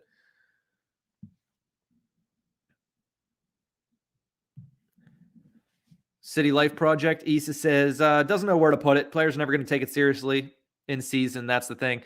Yeah, but at the same exact time, the NHL is going to continue to do it because it's a moneymaker regardless. And I'm sure, listen, I've never gone to an All-Star weekend. I should have went whenever I was in college in Pittsburgh, and it was in Columbus. That was honestly probably one of the stupidest decisions of my life, not going to that All-Star weekend, even if I didn't even go to any of the events, just going outside and seeing some of the stuff that was happening in the city. But this year would have been a fun one to go to. I'm sure if you go to them, actually, it's a fun experience. But watching them on TV, and I'm sure the players would much rather have the days off. And I don't know, though. This year, I think this year we see a higher percentage than ever before accepting the All-Star nod, mainly because it's in Vegas, and they're like, it would. It's a vacation anyway. I'm just going to be playing some hockey, but at least I'll be staying in a hotel with a casino in it. That's probably the thought process at this point. I'm sure Ovechkin's I'm just going to party, and I might or might not be drunk whenever I go on the ice for the 3-on-3 game. I might just be like, captain coach, I'm not going on the ice, but you guys go ahead. I might go out there and take a slapper. That would be extremely entertaining. I mean, he already puts Pepsi and Dr. Pepper in his water bottles. So why not throw a little bit of Jack in with that Pepsi? I mean, it's the All-Star game. Like you mentioned, nobody really cares. It'd be even more fun if Ovi was a little lit as he was after he won the cup in Las Vegas. But this game, halfway through at this point in time, 1-1 game, a good game up to this point. But looking at the stats right now, 20-10 in favor of the Kings on the shots on goal. That's pretty representative of how this game has gone, but there's a nice opportunity. It looked like Crosby got a 1T, but he's going to miss the net. Penguins have been missing the net on the few opportunities that they've actually created. So they need to start testing Jonathan Quick a little bit more because they only have 10 shots on goal. Just like that, that's a test and an opportunity for Evan Rodriguez, but a nice save from Jonathan Quick. Classic Jonathan Quick going from side to side, making the pad save and shutting things down for the LA Kings. That pass was made by Sidney Crosby. Good job by Chris Letang down low. And then Crosby sends it right across, and not even a pad save, just a glove save. Highway robbery for Jonathan Quick on Evan Rodriguez. It could be 2-1 very easily after that one there. But luckily for the luckily for the Kings, a nice save by the resurgent potential Hall of Fame goaltender, Jonathan Quick. Let me know what you think about that. Do you think Jonathan Quick's a Hall of Fame guy? I don't know. When I look at him, he has the resume. I mean, he has 2 Stanley Cups. I don't remember if he was ever on Team Canada. If he would have been, it would have probably been in 2014 because that was in the midst of his run there as a 2-time Stanley Cup champion right before his 2nd Stanley Cup championship. So I don't know. Do you guys think that Jonathan Quick, at least the body of work that he's had, especially looking at the fact that now at this age right now, he's having the season that he's having, over a .920 save percentage, is he a Hockey Hall of Famer? I know goalies don't really get a lot of love from Toronto. And we're already in a point in time where, Roberto Luongo, probably a shoe-in. Henrik Lundqvist, probably a shoe-in. Marc-Andre Fleury, whenever he retires, probably a shoe-in as well. So I don't know about Jonathan Quick. I mean, him and also Corey Crawford probably in the same boat there. They're guys that they won playing on really good teams. So I don't know. What's going on? Danelle joining the stream. I hope everything's going good with you. Things are going great over on my end. Danelle was sending me earlier in the week, sending me all his a lot of his jerseys, the New York baseball jerseys that he has. Really nice. I mean, I love the Yankees. Like I'm a Pirates fan, but if I want to watch winning baseball, I usually watch the Yankees because they're the complete polar opposite of the Pittsburgh Pirates. So I appreciated him sending me that jersey, and also he has a nice collection of New York Rangers jerseys there as well. I'm a little jealous of Danelle for his Rangers collection, but thank you for joining the stream, Danelle. Hikaru K says, Quick as American. Yeah, no, that's a good point. I don't know why I thought he was Canadian, but he was, I believe, on Team USA. Yeah, I do remember him playing on Team USA. So thank you. Keeping me honest, Hikaru. Yeah, he would not have played for Team Canada. Jeez. See, that's what happens at 11:48 at night. My brain starts to turn to mush, and certain facts and tidbits just kind of go out the other end. In one ear, out the other. There's no stopping in between. Bumanis, it'll take a while to get him in, but he will. Yeah, I think he's sort of like a Kevin Lowe guy, like that goes in when you're like, oh yeah, that's right. Jonathan Quick he was a player. Like when Lowe went in, everybody was like, Kevin Lowe. Oh yeah, like the Edmonton. Okay, it's been a while. It's been a while. So yeah, I can see something like that, if anything, to be completely honest. But again, at the same time, freaking Hockey Hall of Fame does not like goaltenders. I mean, there's not a lot of goalies in there. Kings are continuing this sustained pressure here. Alex Iafallo putting to task Jeff Carter there deep in the zone, but the Penguins are able to get it out of the zone. It was this Carter, Rodriguez, and who else is on the ice? A weird makeshift line right now out there for the Pittsburgh Penguins. And Evgeny Malkin is the guy out there. So it seems like Kasperi Kapanen's not on the ice, or are they just in mid-shift? They were in mid-shift because there's Kapanen, who turns the puck over. Nice opportunity there for the Kings, but they can't get it on goal. Matt Waugh sends it over. I think his name's Matt. I don't know. I need to look.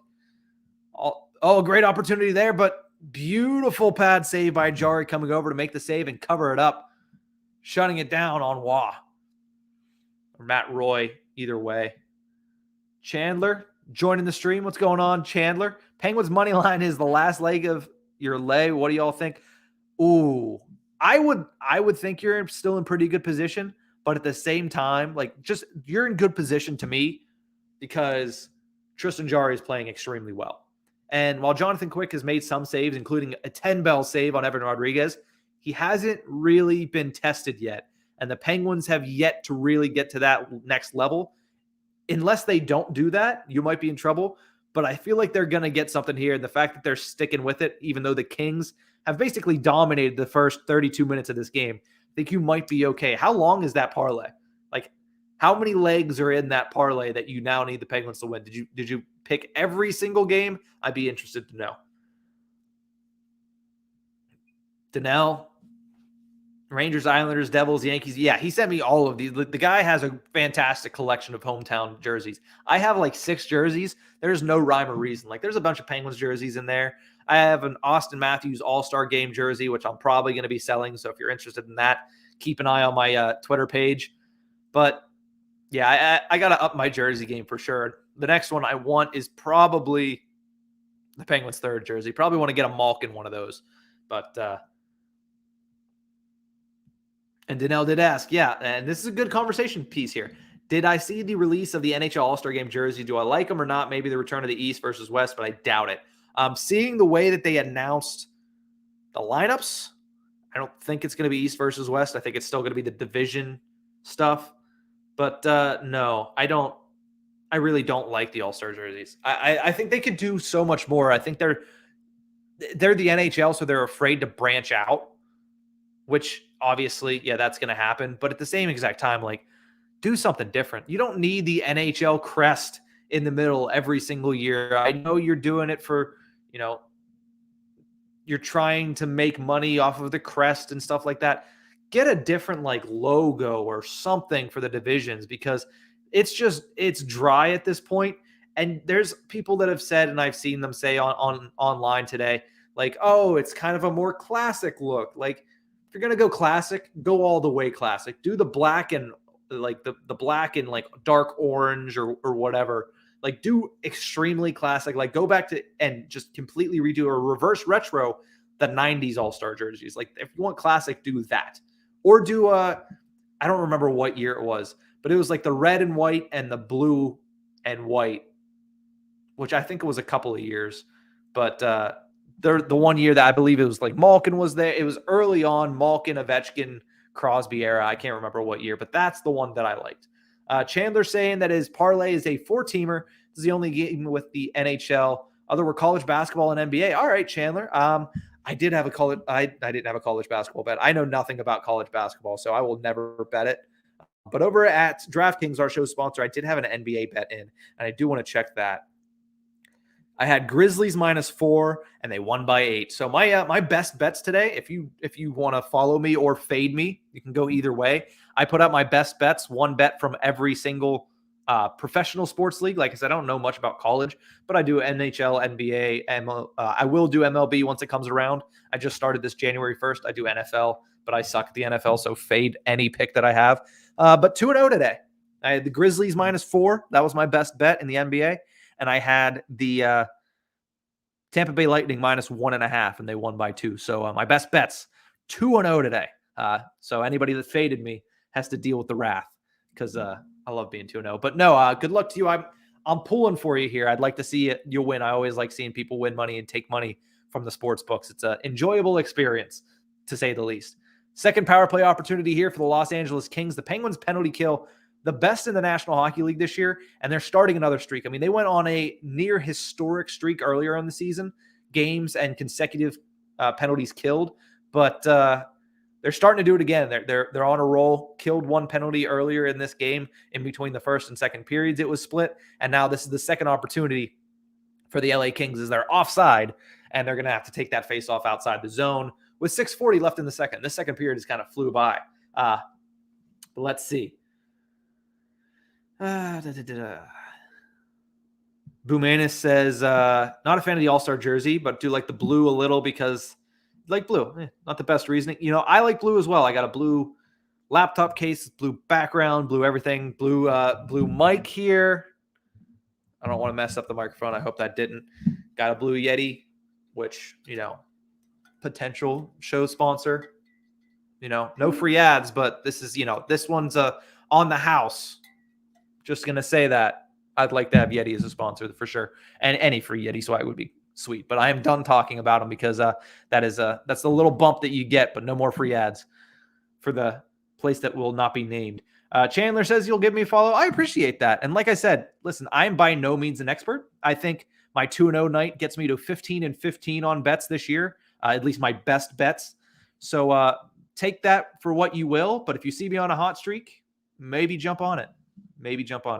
Danelle asks, hey, Nick, since you're a Pittsburgh fan, a nice save there by Tristan Jarry, and he's going to ice the puck with 43 seconds left in this penalty kill. Sorry about that, Danelle. I'll get back to this. Hey, Nick, since you're a Pittsburgh fan, how does it feel that you don't have a basketball team and just Penguins, Pirates, and Steelers? Well, I mean, the Pittsburgh fans have been very blessed with the Penguins and the Steelers. I mean, you see Ben Roethlisberger is about to finish his career. In my lifetime, the only other quarterback won that I remember, like starting quarterback, like this is your guy. The only quarterback I remember is Tommy Maddox, other than Ben Roethlisberger. So very fortunate in that respect. And then you look at the Penguins, you had Mario Lemieux, the greatest player of all time, along with Jaromir Jagr at points. Now you have Sidney Crosby, the face of a generation, with Evgeny Malkin, a guy that would be, honestly, if he was drafted to another team or played on another team, he would be thought of as a top 5 of this generation. He still is, but I think it would be just that much easier for people to give him that label, and he would have probably made 100. And there's a nice goal by Dustin Brown in front. And as I talk about the Penguins' penalty kill success, the Kings are able to get a power play goal and take the lead. Sorry, Chandler, you're behind here, but there's still plenty of time left with 5:28 left here in the second period of play. But the Penguins, they need to severely step up their game if they want to get back into this one, because they have not been doing anything in the offensive zone. Jonathan Quick has only had to face 12 shots 35 minutes into this game. So 2-1 the score. Dustin Brown, as we're sticking with the theme here of goal scorers being former Stanley Cup champions for these teams. Kopitar with the first one for the Kings, and former captain Dustin Brown with a nice net front dirty goal like he's always done in his career, picking up the garbage and beating Tristan Jarry. The Kings now lead this for the first time all night by a score of 2-1 with just over 5 minutes remaining in the second period. A good job there by Dustin Brown to get into the dirty area, his office, if you will, and put the puck in the back. And then there's a nice pass by Victor Arvidsson. It could have been 3-1 really quickly. Arvidsson to Trevor Moore, but that one is saved by Tristan Jarry. They're going to commercial break. But Danelle, to finish off your question, the Pirates have sucked for my entire life, except for 2013, basically. It stinks because I never really got into basketball, so now I'm trying to get into basketball retroactively, and certainly helps working for a sports betting company and also doing a podcast that's brought to you by a sports betting company like DraftKings is the host of this stream and also the entire Hockey Podcast Network. So I've gotten into it a lot more. Even like right before the stream, I was editing a basketball podcast for my work. That's part of what I do, is video editing. But I'm happy I'm getting into it now, but it does stink that I didn't get into it earlier. And that's mainly because there wasn't a team in Pittsburgh. And, I'm, like I already mentioned, I'm not huge into college sports, but definitely not huge into college basketball until March Madness rolls around. So Pitt basketball was never really an option for me either. Danelle also asks, if you're a Steelers fan, do you think your football team can beat the Chiefs this weekend? No, I don't. I know Big Ben was sarcastic when he said, we don't even have a chance. I'm not. No, they don't have a chance. Like, there's people that are saying, maybe they're playing loose. Maybe this is a trap spot for the Chiefs. Maybe the Steelers defense can do it. No, it's not gonna happen. Listen, the Steelers, they walked ass backwards into the playoffs. It took a historic meltdown by the Indianapolis Colts, as well as a historically weird game between the Raiders and the Chargers for them to even make it. They got absolutely throttled in Kansas City 3 weeks ago. So, no, they don't have a chance. Isha saying Yeti is amazing. I do concur. Also saying Chandler is a beauty. Chandler Nick is a beauty. Well, I appreciate that, but I'm sure Chandler's a beauty as well. So I'll give him that. Let's see. The hockey hack. Richard Blosser, what's going on, buddy? Says go back to 2004 All-Star jersey, Eastern Western diagonal word mark for the classy look. I'd have to look those up. I don't remember those specifically. Isha asks, am I a baseball guy over basketball? Yes, I am. Listen, I'm a Pirates fan. And if I'm still a Pirates fan at this point in my life, then you know I'm a baseball fan. It is hard sometimes. And here's an opportunity. Hold the phone. Sidney Crosby in, shoots it, and he, oh my goodness, misses the net. You know, Chandler, you might be sitting in a better position if the Pittsburgh Penguins could hit the net. They've missed the net on several occasions. Crosby there, I mean, we'll have to get a replay. Was that saved or did he miss it? He rings it off the crossbar. So he didn't miss the net, but it's not even a shot on goal. Nice shot, just a little too high, 3 more inches south, and it would have been bar down. But that's just how the cookie crumbles. But yeah, no, I'm baseball over basketball for sure. Didn't really start getting into basketball basically at all. Like I ignored that sport until like 3 years ago. And now this year that I'm working in it and doing stuff, I am getting into it a lot more for sure. Favorite Avs jersey, 2014-15 alternate. Come on, Pens, get it together. They really do need to. I mean, I want my undefeated streak to stay because it's just a weird stat that means absolutely, it means nothing to the game. But I like the fact that every single time that I've come on to the Hockey Podcast Network YouTube channel, the Penguins have won the game. It's a consistency thing that I really like. So, you know, we'll have to see. The Kings looking like they might end my streak here. Isha says, grew up a Bulls fan, then Grizzlies, then Portland. Portland. What a train wreck. I mean, yeah. No, that team is a train wreck, but at least like then Grizzlies is good this year. Like Bulls, I mean, they're first in the East, but I don't know if that's sustainable. I think that's partially because the East is pretty weak this year, not to be offensive. But no, the Grizzlies, man, Ja Morant is electrifying. Like he is so much fun to watch. Like he's partially, I think that's the most I've watched this year is I just watched Ja Morant. Basically, that's all I do. Let's see. Lots of action in the comment section. I appreciate everybody there. Thank you to everybody that's tuned in to the Hockey Podcast Network YouTube channel. Marcus Pettersson taking it out, tries to get an opportunity. There's going to be a penalty here. Is this going to be on the Kings? Looks like a slashing call. And the Penguins might be headed to the power play for the first time, looking to even it up in the last 5 minutes here of the second period. We'll see what who the penalty is on here. And that's going to be on Victor Arvidsson. So the Penguins get their first opportunity on the power play. It was successful on Tuesday night. Arvidsson slashing Marcus Pettersson when he's cutting across there. Yep, hits him right in the left mitt. And the Penguins are going to head to the power play for the first time, trying to even this up at 2 apiece. That'd be a nice place to be in the second period. Like going into the third period with a tie game. The last time I was on here for the Hockey Podcast Network, it was a 6-2 game. It was over. Like I was trying to give the Flyers the benefit of the doubt in that game. It didn't work. So let's see. Isha says, not a baseball fan, but you support AAA in Vancouver? Yeah. I mean, Isha's a big Vancouver guy. I could have guessed that. Vancouver Canadian. Awesome feeding for the Blue Jays. Oh, okay. See, I know way more about Victoria, British Columbia, Vancouver Island, British Columbia, Vancouver. I know more about British Columbia now than I ever would have expected in the 3 years working with Isha. So I appreciate it, though. I mean, I never would have thought it was a bucket list place, but I think it is at this point. Like I know my fiance wants to go, and I do too. So we'll have to see how that goes. Oh, Vancouver Grizzlies. Okay, I thought you were talking about the Memphis Grizzlies, man. Sorry. Oops.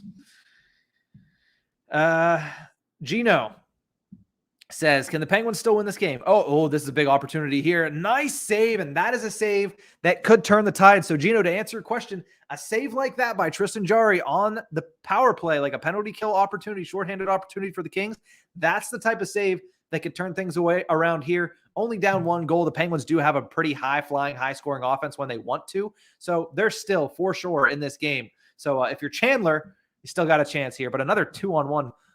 And here's going to be a great opportunity. He comes in. He misses the net. And the Kings are going to regret not scoring on these opportunities because the Penguins, I mean, you have to make them pay still, but geez, 2 opportunities to extend that lead. And once again, the puck is down by Tristan Jarry. This power play is just absolutely abysmal. Down to 35 seconds left, and they have barely set it up at this point, and they're going to even, bring out their second unit. See, it's at this point of the night when I've been talking for almost 2 hours that I start to hiccup and I start to like have baby burps, and I don't understand why. I need to figure that out. Not Memphis. Yeah. Danelle asking, do I watch Jersey Shore? Never have. I think I've seen in total like 10 minutes, and that might be giving a little much. I've never really watched Jersey Shore. I did have a boss, though. At one of my old jobs, I used to work at a suit store in downtown Pittsburgh. My boss is in his 40s. Big fan of the Jersey Shore. Like, the dude, head over heels, never missed an episode. So I'm not into it, but he definitely was. I thought you'd enjoy that for sure. But no, I've never really watched the Jersey Shore. I'm a big, I don't know. I've watched a lot of shows. My favorite show, I think I've told you this already, or at least I've said it on this stream. My favorite show of all time is Sons of Anarchy. Huge fan of Sons of Anarchy. Absolutely loved it. I've watched it through like 3 times. I can't get enough of Jax Teller and the Sons. It's the Hawaii of Canada. Yeah, I've heard that before. And by like that, I mean like it's on your bingo card that I was making at one point, the Sotapod Isha Jerome bingo card, or just the Sotapod bingo card, because Hoppy did similar things, saying things over and over again. Gino says, I hope. Let's go, Pens. Isha made a drinking game to the stuff Snooki said. That's pretty funny. Boomana says, come on, Pens, you're in Eastern time zone, not staying up past midnight for you to lose. Who am I kidding here? I'm here to support Nick in the community. Yeah, well, I appreciate that because the Penguins, they're not given much to support for. If you're a Kings fan, there's a lot to support for here. Having a great season. They're in 3rd place in the Pacific Division. But the Penguins, this is one of the worst games we've seen them play. I mean, is it them playing poorly? Which, yes, it is. Or is it the Kings playing the way they want to play? I mean, like I said, I haven't watched much Kings hockey, but this is very reminiscent of early Kings like 2014, 2012, with a little bit more offensive flair. The 2 best opportunities of the game just came on that power play for the Penguins, so that's something that certainly needs buttoned up for Pittsburgh. Under 1 minute to play here in the second period. Puck is sent all the way down here. Let me take that off the screen right there. And that shot is going to go wide. The LA Kings, I mean, the Penguins, the past couple of games have not been playing well 1 out of the 3 periods. So if you're looking at the way that they've played recently, this would have been their down period. I mean, they didn't play great in the first period either, but at least they weren't giving up like that many chances, and they had gotten some of their own. This period, I mean, has just not gone well. But as I say that, with 10 seconds left, Jake Gensel in the zone, sends it in, and just didn't have enough space. Oh, the puck almost goes in the net. John Quick thought he had it. I don't know what happened there. I thought John Quick had it too, but it was behind him, and it looked like it was getting dangerously close to that goal line. But fantastic 200-foot forward. Phil Deneau was also there as well. That stays out of the net. That was almost a 2-2 game. Was late in the second period. Oh my goodness! It just dropped down. It dropped down and stopped on a dime. I don't know what happened. Quick had it in his glove. What happened there? Like, I don't even know what's going on. Jonathan Quick looked like he snagged it in his glove. Like, it looked like it was in there. And all of a sudden, it's like he crapped it out. Kapanen gets one last shot. But that ends the second period of play here on an absolutely strange play where Jonathan Quick almost pooped in a goal on a shot by Jake Gensel. I don't know what to say about that one. But after 2 periods of play, the score is 2-1 in favor of the LA Kings. Penguins, if they want to win, and if Chandler wants to get his 4-leg parlay to hit tonight, Penguins need to come out here and have a great final 20 minutes. Let's check in on the comment section before we go down through the stats of today. Let's see.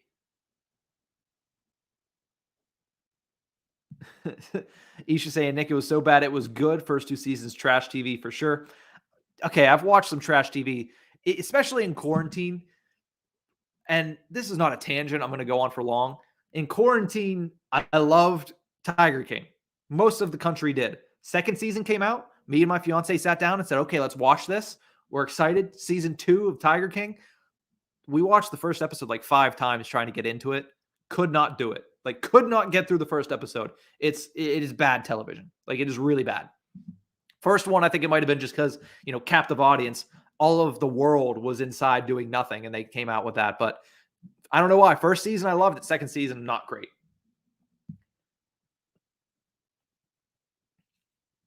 Danelle giving me the basketball history. See, I didn't know this. Like, I assumed whenever you said the Vancouver Grizzlies that it was like previously, the artist formerly known as Vancouver Grizzlies, now the Memphis Grizzlies. So, okay, I didn't know that. But either way, I still like John Morant. Okay, guys, come on. Still love John Morant. Isha says SOA is great. Amazing. Here again, too. Okay, all righty. Little Burr says, how are the Penguins looking? Can't watch because it's blacked out. Oh, I'm sorry to hear that, man. The Penguins not looking great. Not looking great. I mean, let's look at the stats right here. 30-17, the shots in favor of the LA Kings. The Pittsburgh Penguins have had a great season this year. It's predominantly been on the back of great defensive hockey. They've not had that in this game. They usually play the majority of the game in the offensive zone. Not doing that whatsoever tonight. 30-17 is the shots on goal.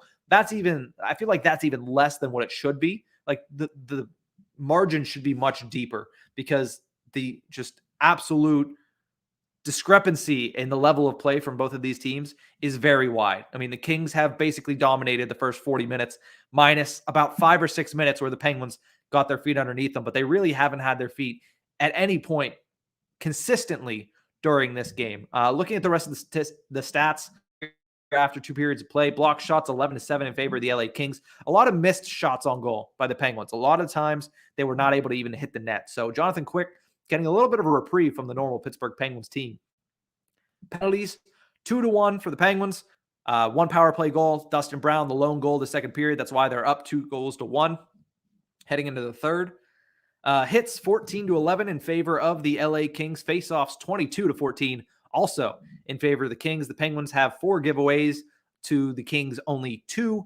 And then takeaways are even at 5 apiece. That is your stats update for this game. Let's check in on the comment section before we take one break, and then we'll talk about the rest of the All-Star rosters, the Western Conference, because we talked about the East in the first intermission. Little Burr, yeah. It's also, I brain fart. Go to NHL66.com. Great streaming site. I know that ESPN Plus, I don't know if that's what you're using, is blacked out because I assume you're either in the Pittsburgh market or the LA market. But for sure, we always send people to NHL 66 here as well. Let's see. Danelle asks, how did I feel about Bob Saget, a.k.a. Danny Tanner? Full House passed away on Sunday. Grew up with that show in the night. Yeah, I never watched Fuller House. Reboots sometimes are hard for me to watch because I'm like, it's not the same. I probably should. I loved Full House. It was part of like the Nick at Night that I watched, or I don't even remember if that was on Nick at Night. I loved Nick at Night growing up. Like I always had that on. George Lopez. What else was on there? Fresh Prince was on there, but no, I was really taken aback whenever I saw the news that Bob Saget had passed away. This morning, I woke up.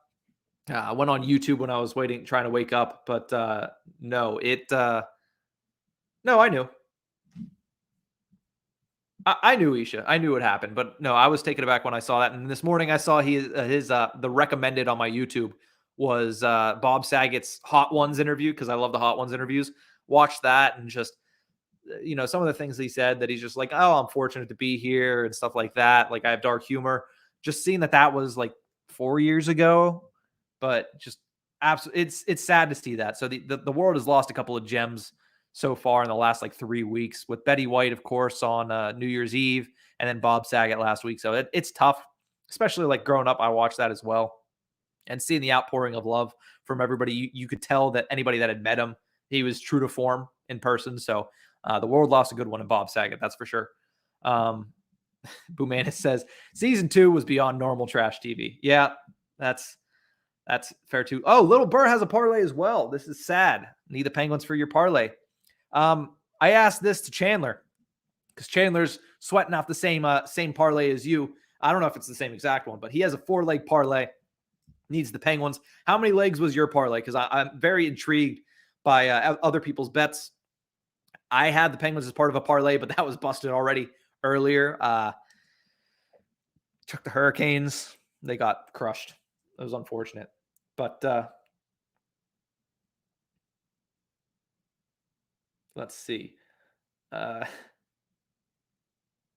Let's see. You know what? We're going to take a quick break. I was trying to think of something else, but we're going to take a quick break here. When we return, we're going to talk a little bit about the All-Star Game selections. We'll go to the Western Conference, talk about everybody that made it from the West, and then we'll get ready for the third period of play here between the Pittsburgh Penguins and the Los Angeles Kings. Right now, a score of 2-1 on the strength of a Dustin Brown power play goal, but we will be right back.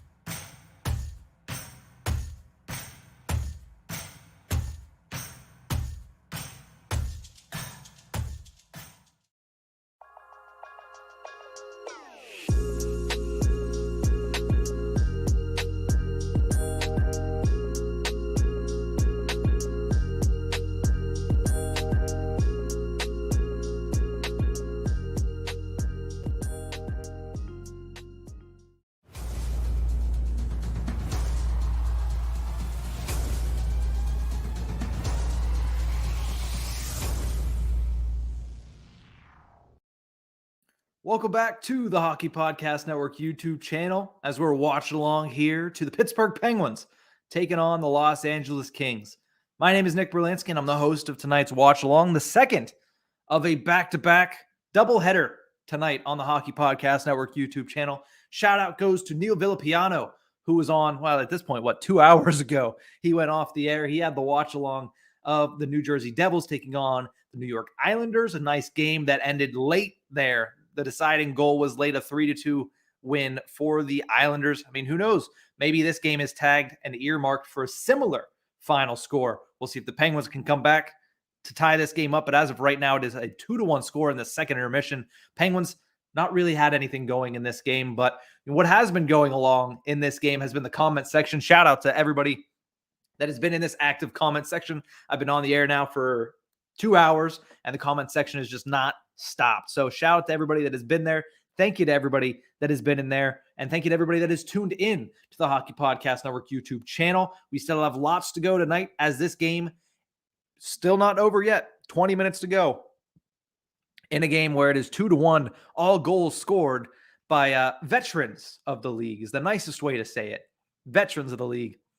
Penguins open the scoring in the first as Chris Letang banked a shot off of Jonathan Quick's pad and from behind the net, and they took the 1-0 lead. That has been really the only puck luck they've been able to get aside from possibly almost a goal late in the second period when Jake Gensel came in on a pseudo breakaway, sent a shot towards Jonathan Quick, seemed like he had it in his glove, and then all of a sudden came out of nowhere and just went straight to the goal line and then ceased and stopped right where it was to keep the score at 2-1. On the Kings side of things, Kopitar scored the first goal for them that initially tied the game. His shot was off of the shin pad of Kasperi Kapanen of the Penguins, and that made it a 1-1 game. And then later in the second period, they were able to take the lead for the first time in this game on a power play goal by Dustin Brown right in front of the net, picking up the loose garbage and putting it right behind Tristan Jarry, depositing it for the first goal of his for this game. I don't know where I was going with that, but the Kings currently lead it by a score of 2-1. Jumping back into the comment section because it is very, very active right now. Let's see. Cliffy says 10-leg parlay needing Pittsburgh. That's a huge one. So I think we're all on Pittsburgh at this point. Like our rooting interests are aligned for Pittsburgh. I don't have a parlay per se because mine was busted earlier thanks to Carolina. Thanks, Carolina. But I do have the Penguins -1.5. Now that's a stretch, being down 1 goal going into the third, but maybe they score 2 goals, get the lead, deposit an empty netter. That's how I won earlier tonight on a 1.5 point spread in favor of the Lightning. So maybe we'll see something like that. So I hope Pittsburgh wins for Cliffy, for Chandler, and for Lil Burr, who all need Pittsburgh to close out some parlays tonight. Hopefully you're using the sportsbook, the best sportsbook, to be completely honest. DraftKings, our show's sponsor. Make sure you use promo code THBN at the DraftKings Sportsbook app for great odds and even better opportunities. Lil Burr, 4-way parlay for him. I don't want to say him. I don't know if him or her, can't tell. But for Lil Burr, 4-way, Senators 1, Kraken 1. You have the Rangers and the Penguins. How are the Rags doing tonight? I know they were on the West Coast as well. They're playing the Sharks. Let me double check on that. Let's see. Rangers up 1-0. So you have them at least going right for you. Now you need the Penguins to pick it up. So it's still 2 very close games. You got a big sweat going here late in the Thursday action. Bumanis says, if you go by the first 2 periods, say no. But I'd be optimistic and say yes tonight. You know, it hasn't looked pretty for the Penguins. They're down. They're losing. They're being outshot severely. Their defense just isn't really doing it. The only reason they're in this game is because Tristan Jarry has had a really good game for them, as he has really all season long. But, you know, if you want a little bit more hope, if you want something else in favor of the Pittsburgh Penguins, the Penguins are undefeated whenever I do Hockey Podcast Network live streams for their games. Undefeated. And it's not like 1-0 or 2-0. Let me actually bring this up here because THBN streams, 1, 2, 3, 4, they're 5-0. So I went a little higher. I said 6 or 7 last time. But no, they are 5-0 when I do. I feel like I've done more of them. 5-0 when I do streams. So, I mean, what's going to break first? Is the stream curse or the stream success going to be broken, or is it going to continue for 6? And we'll have to keep going throughout the rest of the season.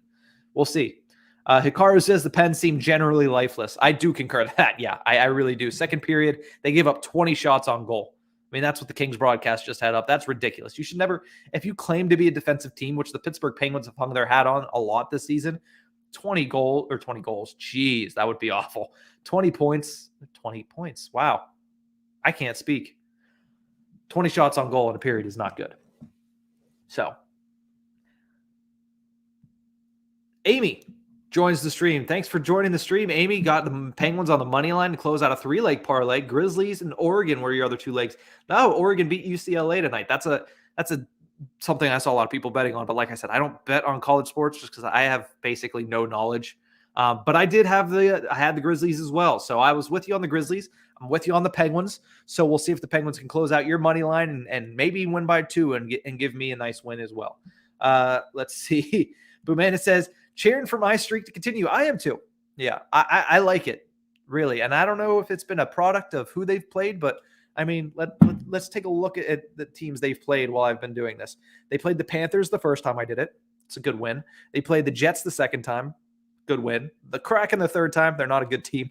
The Devils, not a great team. And the Flyers, not a great team. So I guess historically they haven't really been playing good teams. But hey, listen, 5-0 is 5-0. You play who's on the schedule, or at least whenever I have off and can do one of these, which I'm going to start doing them, I think, a little bit more often. We'll see. This is my second one in 2 weeks. Usually I do one every other week. So we'll see how we go. Lil Burr says, make it 6-0. We got this. I mean, it seems like a lot of people in the comment section need it for parlays. I need a -1.5 and also just generally to keep this streak going. So I guess we're all on the side of the Penguins here in this third period. We need them to pick it up. Gino got 8-bet 5 folds. Hurricane lost earlier. Yeah, Hurricanes. They got me too, man. They got me too, Gino.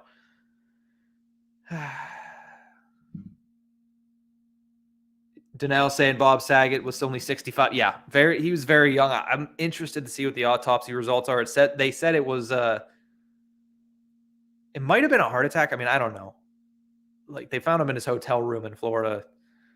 It's just, see, it was a surprise to me. I can only imagine how people that were close to him actually felt. But Fuller House is still on Netflix. Maybe I'll have to check that out. I mean, right now I'm currently watching Euphoria on HBO Max. That's one of the shows I'm watching. I also like This Is Us, so you can get in the comment section to make fun of me, but I do enjoy This Is Us. I think there's great writing on that show, so that's why I enjoy it. And just generally enjoy the show altogether. And then hockey, hockey, football, basketball. Yeah, I watch sports probably more than I watch anything else, but still trying to watch some shows.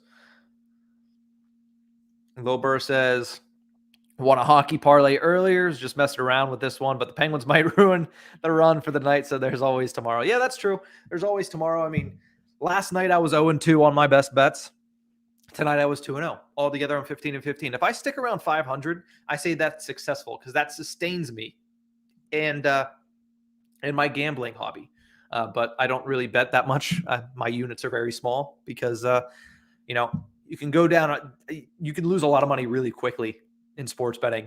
And that's why there's always 1-800-GAMBLER if you have an issue. But I don't think anybody in the comment section here has an issue as of right now. It all seems like very responsible gambling parlays that are all about the hit. We got some geniuses in the comment section. I truly believe that. Got a lot of winners in the comment section, which I like to see. Danelle is excited to see Jackass Forever come out next month. Love watching it on MTV since the early 2000s. Also, Uncharted is out next month. Yes.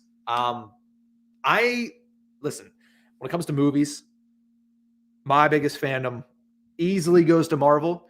So seeing the fact that Tom Holland's going to be in Uncharted with, Mark Wahlberg, that's one that I'm going to go see in theaters. Like, there's not many movies right now that are coming out in theaters that I'm that excited for that are non-Marvel. That is one of them. I did go see House of Gucci like a month or two ago. I think a month ago. That was very good as well. So I enjoyed that.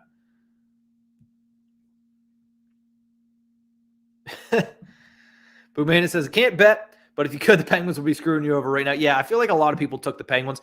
The Kings have been sneaky. Like, listen, coming into the night, I was not ready for the Kings to be... I mean, I wasn't ready for the Penguins to play this poorly. As the third period is underway, I haven't even gotten to the Pacific and the Central Division All-Stars. So we'll get into that during the third period of play because I promised I would talk about that a little bit. But the third period is underway. The the intermission just went by really quickly. That's what happens when there's great conversation. And there's always great conversation here at the Hockey Podcast Network YouTube channel.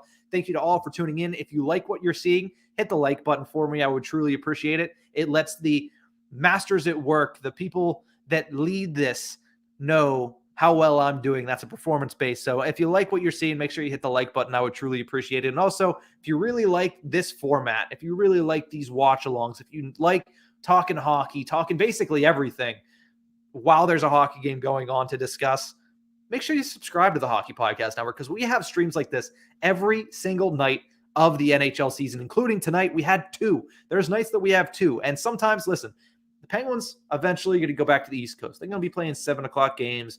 And the 7 o'clock window is usually where these streams come from.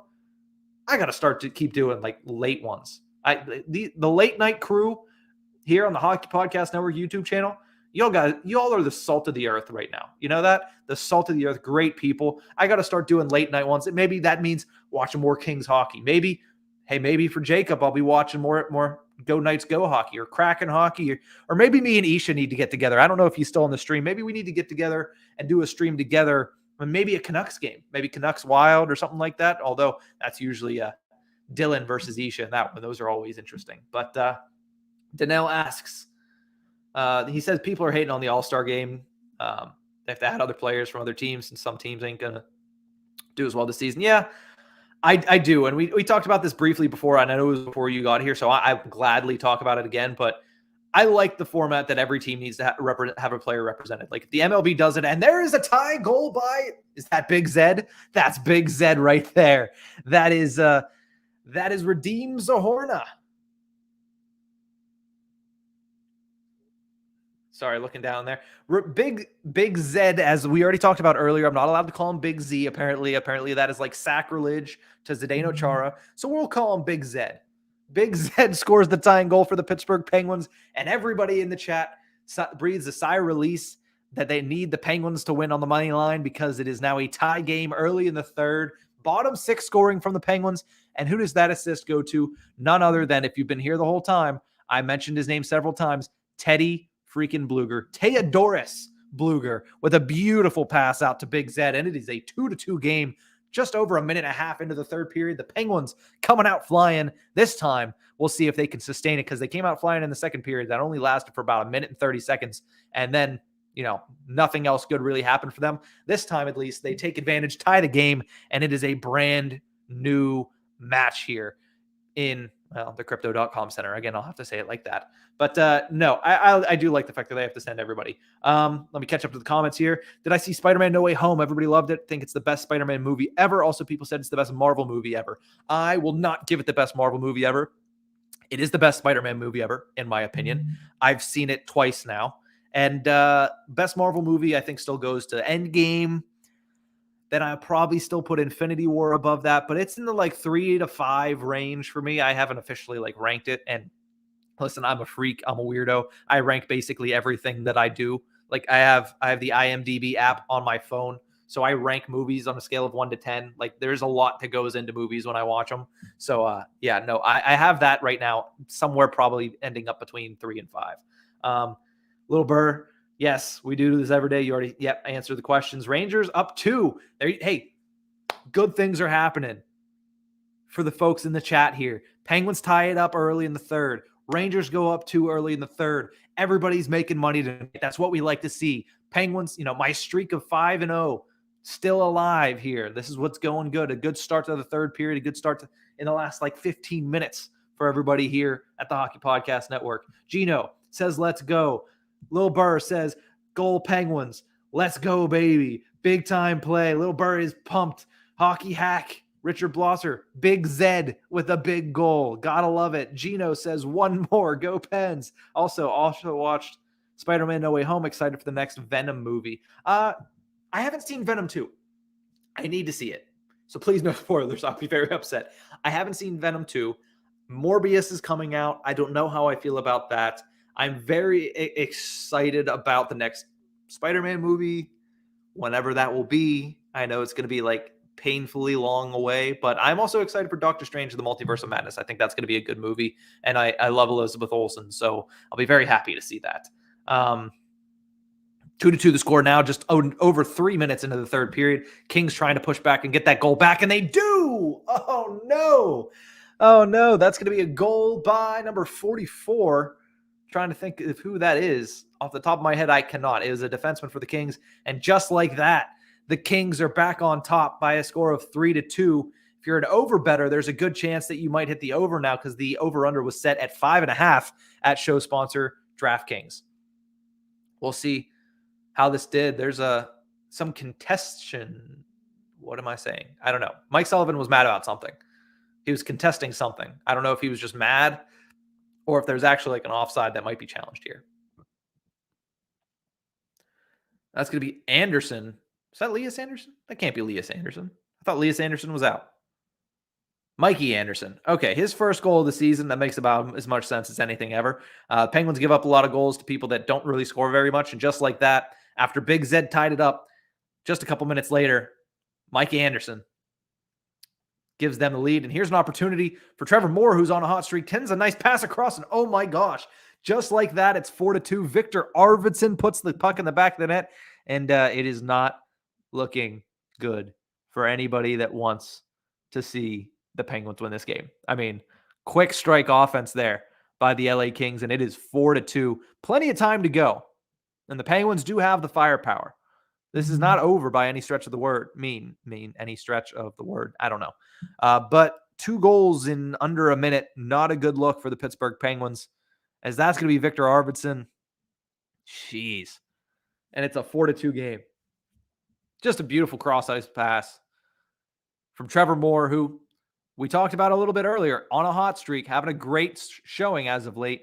Gets a nice, beautiful pass there, and it's buried by Victor Arvidsson. And the Penguins now trail by 2 goals, score of 4-2. Dom Simone still trying to make things happen. He's actually been in the action a little bit more so than he has in the past. So he's trying to make a name for himself, trying to earn an everyday spot in this lineup. I don't know if it's going to happen, because when this team's at full health, there's like 5 or 6 players that are playing tonight that are not going to be in it. But doing a good job tonight for Dom Simone. Let's see what else. Danelle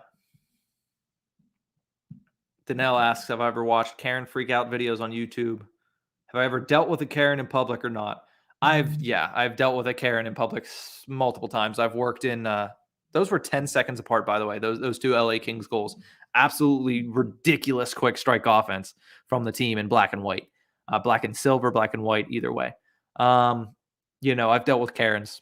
It's not fun. Not a fun experience. I never really watch Karen freakouts. I mean, eventually, every once in a while, they come up and I'll watch them, but not very often do I pull those up, just because being somebody that there's another goal. Oh no, this is a rout out of nowhere. This is an absolute routing of the Pittsburgh Penguins. Andrei Kopitar gets his 2nd goal of the game, and Tristan Jarry might be getting a hook here.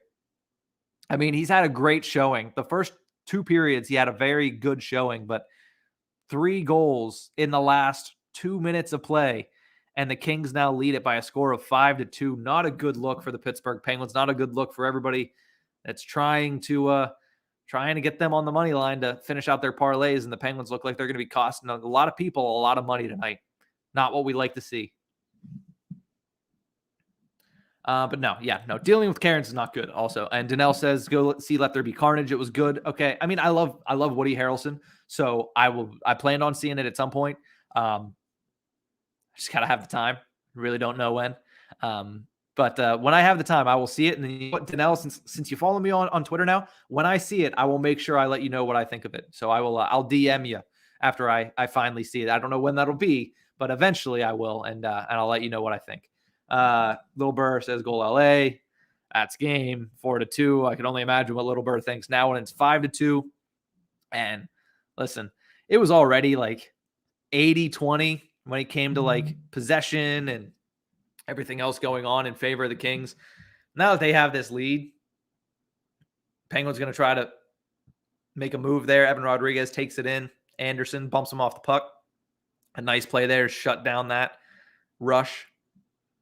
14:38. The Penguins could score 3 goals, but again, very unlikely considering the way that they've played tonight.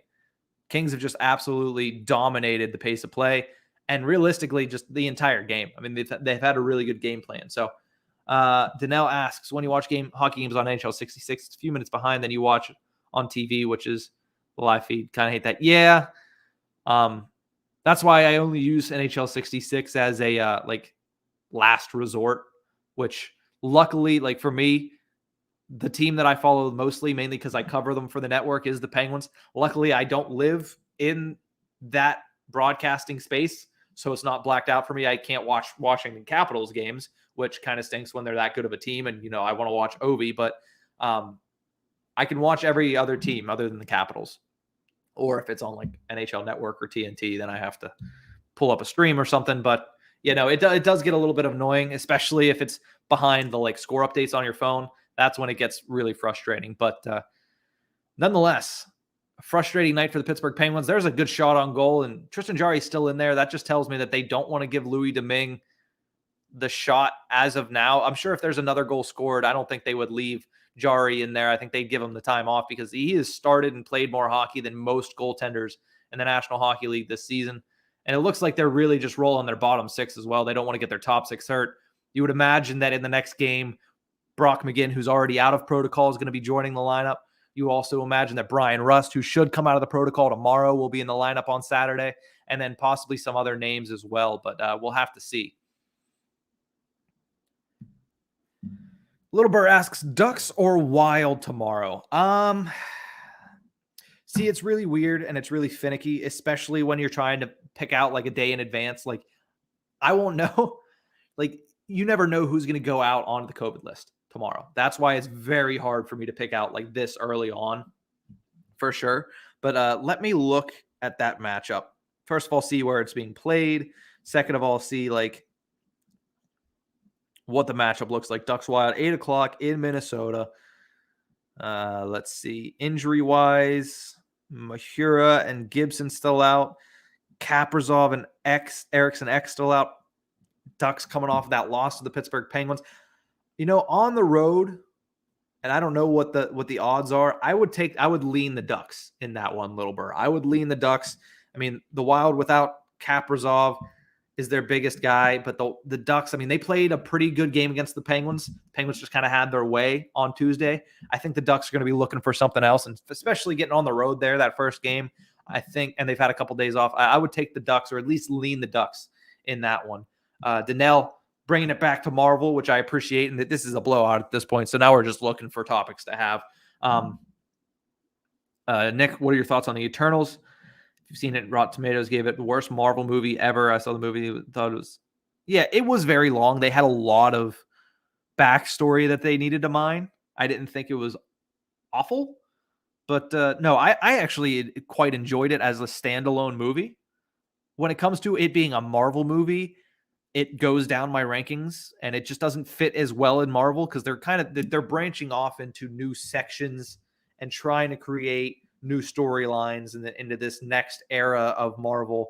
So what I think is interesting about it, though, is they really brought in, I think, too many people. Like they introed way too many characters at once. You had the 10 Eternals, you had Kit Harington's character, and then, of course, in the end, if you haven't seen it, I won't spoil it, they, another character that's added there. I think they tried to do too much at once, especially trying to mine all those backstories at once. But overall, as a standalone movie, I liked it, similar to how I like Dune.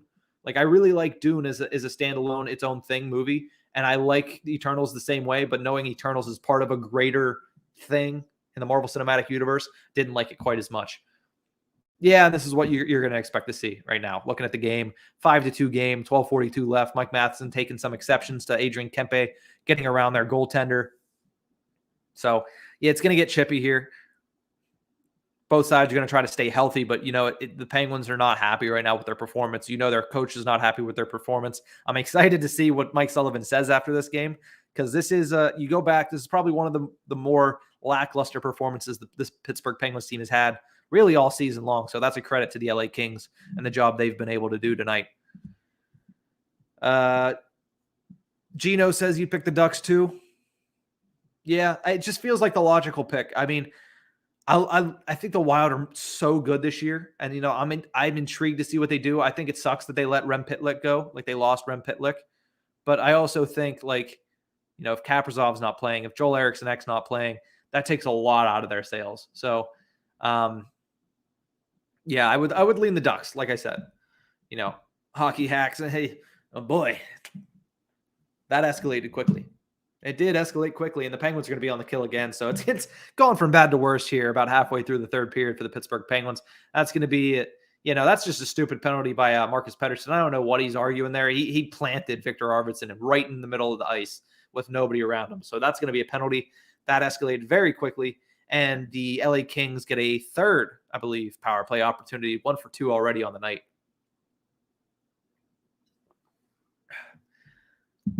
Boomanis says, in 42 years of life, we've been pretty optimistic, but afraid of optimism for Pittsburgh tonight is gone. Yeah, it's a fair assumption right now. 12-21 and running away, plus the Penguins are on the penalty kill. Like, unless they score on this kill, there's really no...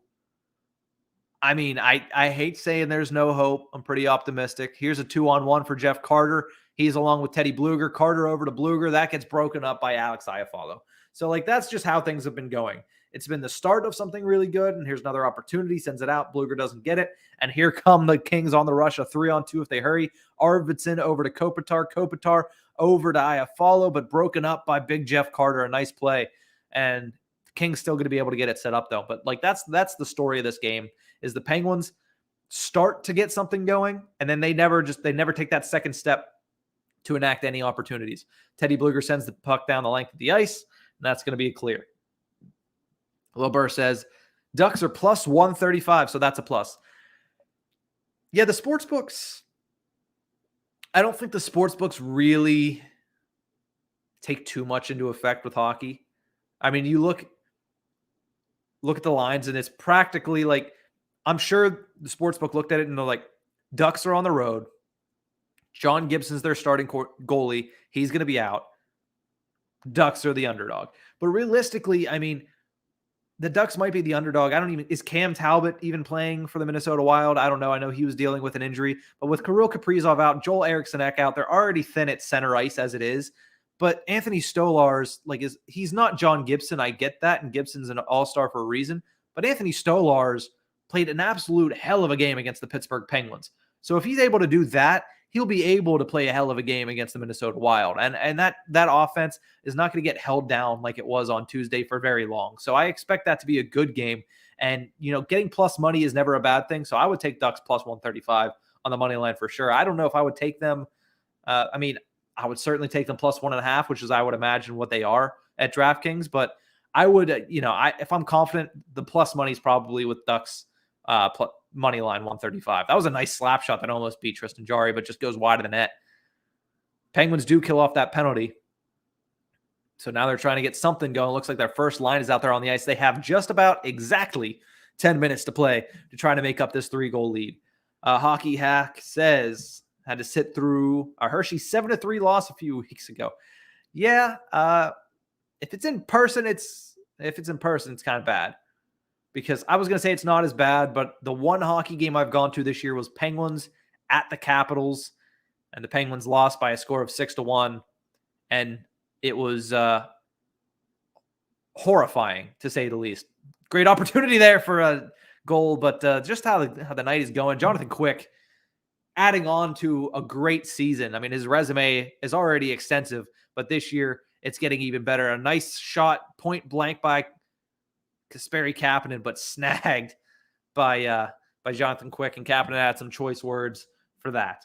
Little Burr says, rolling with the Ducks, Panthers, Avalanche tomorrow with a couple NBA games. I like that. I mean, let me look at the slate. I'm sure Bumanis is liking that you're going with the Colorado Avalanche. And let's see who they're playing tomorrow. NHL Friday. Ooh, tomorrow's Friday. Thank God it's Friday. Avs playing the Yotes. Yeah, we talked about that earlier. I would take the Avs by at least 2 goals, plus 2.5, minus 2.5. I would take them by honestly at least 3 goals, to be completely honest. So yeah, Avs money line, pretty safe. Stars Panthers is an interesting matchup. These two teams played not that long ago, and the Stars won in a shootout. Panthers were down 1 goal late in that game. Jonathan Huberdeau had a huge goal. That was a fantastic overtime as well. Shame that it had to end. Did it end in a shootout?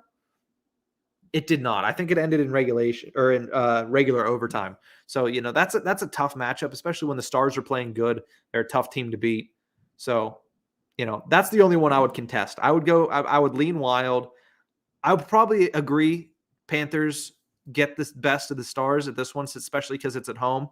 And then Avalanche, I think that's your easiest bet of the day there. Not going to lie. Let's see. Isha checking back in 5-2. Yeah. Kings scored 3 goals in the matter of, the first 2 were 10 seconds apart. And the third one, at least they waited a little longer to score that third one. It was, I believe, a minute and 2 seconds later. So 3 goals in a minute and a half in 5-2 game. So yeah, no, for everybody that's in the comments, not great. That had the Penguins money line. Not good. Danelle, to answer your comment, which one? The one about the not having COVID? Be honest, as a local fan, the Rangers haven't got hit hard by COVID. It's been healthy. Meanwhile, the Islanders Devils been hit hard by COVID. Yeah, it's a weird thing that it might go against who you play, and it's just the way that certain teams operate. I know the Penguins last year did not have any COVID, but this is also a team that a couple seasons ago had an outbreak of the mumps. So it's a fickle thing, especially, in an environment where these guys are all in close quarters. These guys are all, working out at the same places. They're all in the locker room together. They're on the bench together. it's a real weird thing. So I don't know how. Obviously, it works. I'm not a scientist, but no, it's luckily for the Rangers, I guess they haven't gotten it. The Penguins, while they've literally everybody except for like 3 players have been on the COVID list, they really haven't been hit with all of it at once because this is their second or third mini outbreak, but they haven't been hit with one massive one as of yet. With 8:30 left in this game, 5-2 is the score. We haven't gone over the Western Conference All-Stars. Let's might as well do that now because this game is out of reach. Shout out to Big Zed for scoring a tying goal early to give us all hope. But since then, it is just hope has been lost in this game. But Pacific Division All-Stars, let's see who the coach is going to be. The coach for them is going to be Pete DeBoer of the Vegas Golden Knights. That makes a lot of sense, to be completely honest. Keeping an eye on this game, however, though. I don't want to take my eye off it too much. But in the Pacific Division, Leon Draisaitl, obvious choice, third All-Star game. Jordan Eberle, I mean, you had to select somebody from Seattle. So Jordan Eberle is going to make his second All-Star appearance. Johnny Gaudreau of Calgary makes his sixth. Adrian Kempe of the Kings, who we are seeing in this game right now, going to be a first-time All-Star. Connor McDavid is the captain, making his fifth All-Star game appearance. More All-Star game appearance than he has playoff appearances, at least. Timo Meier going to make his first one. Great season for Meier. I mean, that's fantastic to watch. There might be another goal coming up here. Mark Stone from Vegas, Alex Pietrangelo from Vegas, John Gibson from Anaheim, Thatcher Demko from Vancouver, his first. He's had a great season. Realistically, if you have, there's an awesome opportunity, but it's a fan by Mike Matheson. If you had like more time with Bruce Boudreau, I would say probably JT Miller might be a guy that I would go with. But no, it makes sense that Thatcher Demko is the guy from Vancouver. The one that I have an issue with, not even like Johnny Gaudreau is good and he's having a good season. I would have liked to see Andrew Mangiapane get the nod here, though. Like Gaudreau, he's been really, really good. I can't take anything away from him this season. But Mangiapane, I mean, the start that he was able to get to, I know he's cooled off a little bit, but I think the start he was able to get to should have earned him a spot in this All-Star selection. But other than that, realistically, the Pacific Division makes a whole lot of sense. Maybe Troy Terry from Anaheim would be another guy that I would have given a nod to. But again, you're trying to get somebody from every team in there. Like Seattle realistically shouldn't have somebody in there, to be completely honest. So, it's an interesting dichotomy, but like Terry, Mangiapane, I would say those are the biggest snubs, and they might even be in the last man in. I haven't even looked at that as of yet. Let's see. Isha's buttering me up saying, Nick, your streams are always so awesome. Thanks for hosting. Well, thank you for allowing me to host. You're the one that's giving me this platform. That is shot off the post. Almost another opportunity. Why is Tristan Jarry still in this game? Like, this guy already plays more hockey than he probably should as a starting goaltender in the National Hockey League in 2021/2022. But, I know Louis Domingue hasn't played in an NHL game in a very, very long time. Get him some playing time. Like, this game is lost. I don't understand that decision by Mike Sullivan. Oh, well. But thanks for buttering me up, Isha. I will be back, and thank you for giving me the platform as well. Pumana says, you think that's bad? I was at Leafs Avs in Toronto this year. Yeah, no, that didn't go well, if I remember correctly. But at least in that last time they played, went really well for them. Beer Sports Whatever podcast joining the stream. What's going on, buddy? Hi, says hi, Nick. Hi, how are you? Thank you for joining the stream. Make sure you drop a like down there for me so the powers that be know that I'm actually doing a good job, even though Isha's just buttering me up in the comment section. Let's finish it off by talking about the Central Division. There is still a game going on. You can see the score to that side. I see everything's backwards. The score is right there. If you want to follow along, if there's a goal, I'll clearly update you. But this game is out of reach with 4.5 minutes to go. And I said I'd talk about the All-Star selections, and I haven't even gotten to the Central Division. So we're going to do that really quickly, and then we'll continue to talk about this game. To know which – COVID. COVID is – yeah. Listen, the COVID issue for the NHL is tough. U.S. teams can't go to Canada. Canada teams can't really play Canadian teams because the NHL wants money. I mean, it's greed. It's a business. I understand it. The scary thing is going to be how they make these games up because, yeah, they have the NHL Olympic break to schedule games, but there's been so many games canceled that it's going to take a lot more than that. Teams are going to be playing 5 out of 7 days, it's just not going to be, not going to be good. Lil Burr says Kings plus 350 to score the 8th goal, 5-2. I mean, maybe. There's 4.5 minutes left. I would think this game ends at 5-2, to be completely honest. I don't see the Penguins scoring. I don't see them pulling the goalie but if they do, I mean, honestly, that's great value, to be completely honest. Like, plus 350 is fantastic value. So I might, I would sprinkle a little bit of money on it, but yeah, no, I wouldn't put a full unit on that, just because at this point of the game, with only 4.5 minutes left, the Kings are basically going to go into shell mode. They're not going to push too much, I wouldn't think. And the Penguins, I mean, they're prone to just kind of giving up late in games at this point this season. So I certainly wouldn't think the Penguins are going to score, but the Kings, I mean, it's great value. So I might sprinkle a little money on that, Little Burr. Danelle asks, is the NHL plan to play 82 games? Oh, they demand the schedule to go a full 82 games. They need it to go a full 82 games because they want to continue to make up the money. And something happened to my headphones, so they're not even on. So I'm going to take these off because I'm sweating and they turned off. But no, just exactly what Isha said. Make sure you subscribe to the channel, folks. Watch alongs every day of the week.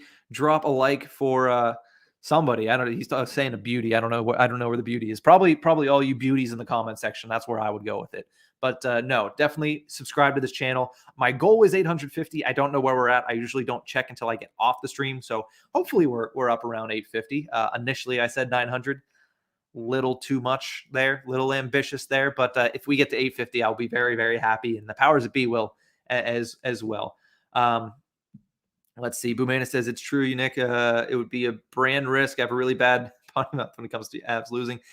I used to have a really bad one when it came to the Penguins. I used to have full on anger, temper tantrums. But at the same time, you learn that it's a game, and also just starting to love the game, especially not if you follow me on the Hockey Hotbed, I talk all 32 NHL teams. There's going to be a new episode out. You know what? I don't even need to talk about this last one. If you want to hear me talk about the Central Division, tune into the Hockey Hotbed tomorrow, because that's what I'm going to be talking about. I'm going to be talking about that, Tuukka Rask's return, Evander Kane situation with the Edmonton Oilers. We'll talk about all that, but that'll be at the Hockey Hotbed episode tomorrow.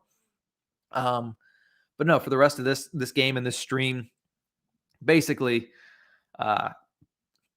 since I've started covering the whole league, and since I joined the network, I've learned to just kind of relax a little bit. And also, since my team, the Penguins, won back-to-back cups, I'm like, yeah, I can rest on my laurels a little bit. I've seen the Penguins win 3 Stanley Cups.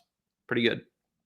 Little Burr, you're right, probably will rest it then. Yeah, I mean, I'm always wary of trying to play catch up when I'm losing in a game. I know you had to play, and it was the last thing, but trying to catch up and trying to, what's the word I'm looking for? Hedge your bets. It's always scary. So, yes, Isha says subscribe to the podcast too. I do a podcast called Tip of the Iceberg Podcast. Actually gaining a lot of traction.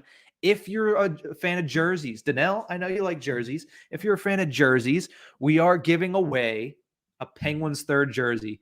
The giveaway is still active on our YouTube channel. It is our pinned tweet at Iceberg Podcast. There's a couple of ways that you can enter. You can enter 2 different times. First time is follow, retweet the tweet, and tag 2 friends. There, boom, you have 1 entry. And then if you go down, you go to us on either Spotify or on Apple Podcast. You rate us, review us, take a screenshot, put it in the comments. Boom, there's 2. There's a lot of people that have put in 2. I'm so excited to do this giveaway. We're picking the winner on Monday. So get it in by Monday, and you'll have an opportunity to win the Penguins 3rd jersey. And if you don't know which one that is, it is the Pittsburgh Diagonal, the Snoop Dogg Gin and Juice one. So definitely check that out if you want that. And if you like Penguins content as well, follow us at Iceberg Podcast. We just passed 1,000 Twitter followers, which is a crazy moment. I never would have thought that. So it's nice to see the page grow and nice to see the podcast grow as well. A lot of people giving me commendations. I appreciate that. I'm not putting them on the screen. But now Danelle says U.S. teams can play Canadian teams in Canada. All Canadian teams have to do is just play with no fans in their arena. That's all. Look at the Raptors. They played home with no fans. Yeah, but the NBA doesn't care as much about fans. Not that they don't care about their fans. They don't care about having fans in the stands for every game. The NHL needs it. Like, gate revenue is a massive portion of the NHL's total revenue. Like, they need that. If they miss a game, I heard earlier this year on 32 Thoughts, the podcast, that one game without fans, they played one in Montreal where it was, I believe it was Flyers and Habs, because they told them they weren't allowed to have fans and the Flyers were already in town. So they made sure they played the game. One game like that in Montreal cost them $2 million. One game, $2 million.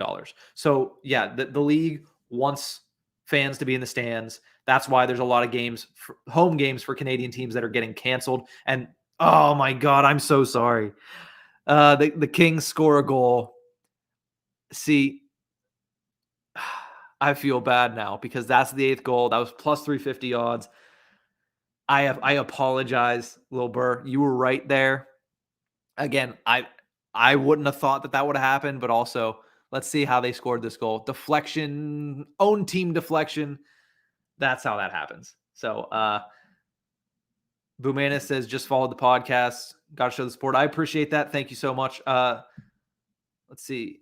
Canucks sell out too. Yeah, I'd love to go to a Canucks game. Their fans seem like they're crazy. I think that the NBA has one Canadian team. Meanwhile, the NHL has 7 teams. Yeah, that's true as well. But also, like, the NBA is similar to the NFL. A lot of their revenue comes from TV, different things. They're a lot better, in a lot better shape than the NHL is business-wise. I mean, the NHL is behind basically the NFL, the NBA. I don't even know if they're behind the MLB, but the MLB does have, like, this TV deal might have evened the playing field with the NHL and the MLB. But look on the bright side. In this game, at least, with a minute left, mercifully, it's going to end with a minute left. But no, on the bright side, though, if you took the over, it hit by a mile. I think the over-under was 5.5 at DraftKings. So the 8 total goals in this game, hit by a mile. Sean Durzi was the goal scorer for the Kings, assist to Dustin Brown and Rasmus Kupari as well. So, yeah, the Kings just absolutely came out here flat out, embarrassed the Penguins. Here's another chance for the Kings, down opportunity, and that's going to be shuffled away by the Penguins defense. But this one, yeah, the Penguins need to figure some things out before they go out on Saturday, taking on San Jose Sharks. As this road trip rolls on for them, they will drop to 2-2 on the road trip. And the LA Kings, we bring who they have next. This game ends a 7-game homestand for them. So let me bring up their schedule coming up. They will take on the Kraken Saturday night at 10. So we're talking about betting here a lot. Here, I'll help you out, Lil Burr. Take the Kings in whatever line they get on Saturday night against the Seattle Kraken. The Kraken did win tonight, but overall that team is it's not good this year. I mean, they're taking their lumps. Look at all the empty seats at Crypto.com Center. Like, come on, Kings fans. I know it's LA and there's a lot of better stuff. Like, there's a lot of stuff to do, but, like, stay for the last 10 seconds of the game. Come on. 8 seconds left. Yeah, the refs are not going to blow this dead, so you might as well just play it. Fans that are left in the stands are going to stand and give their team a standing go. I mean, they should. The Los Angeles Kings had a fantastic outing here. 45 shots on goal.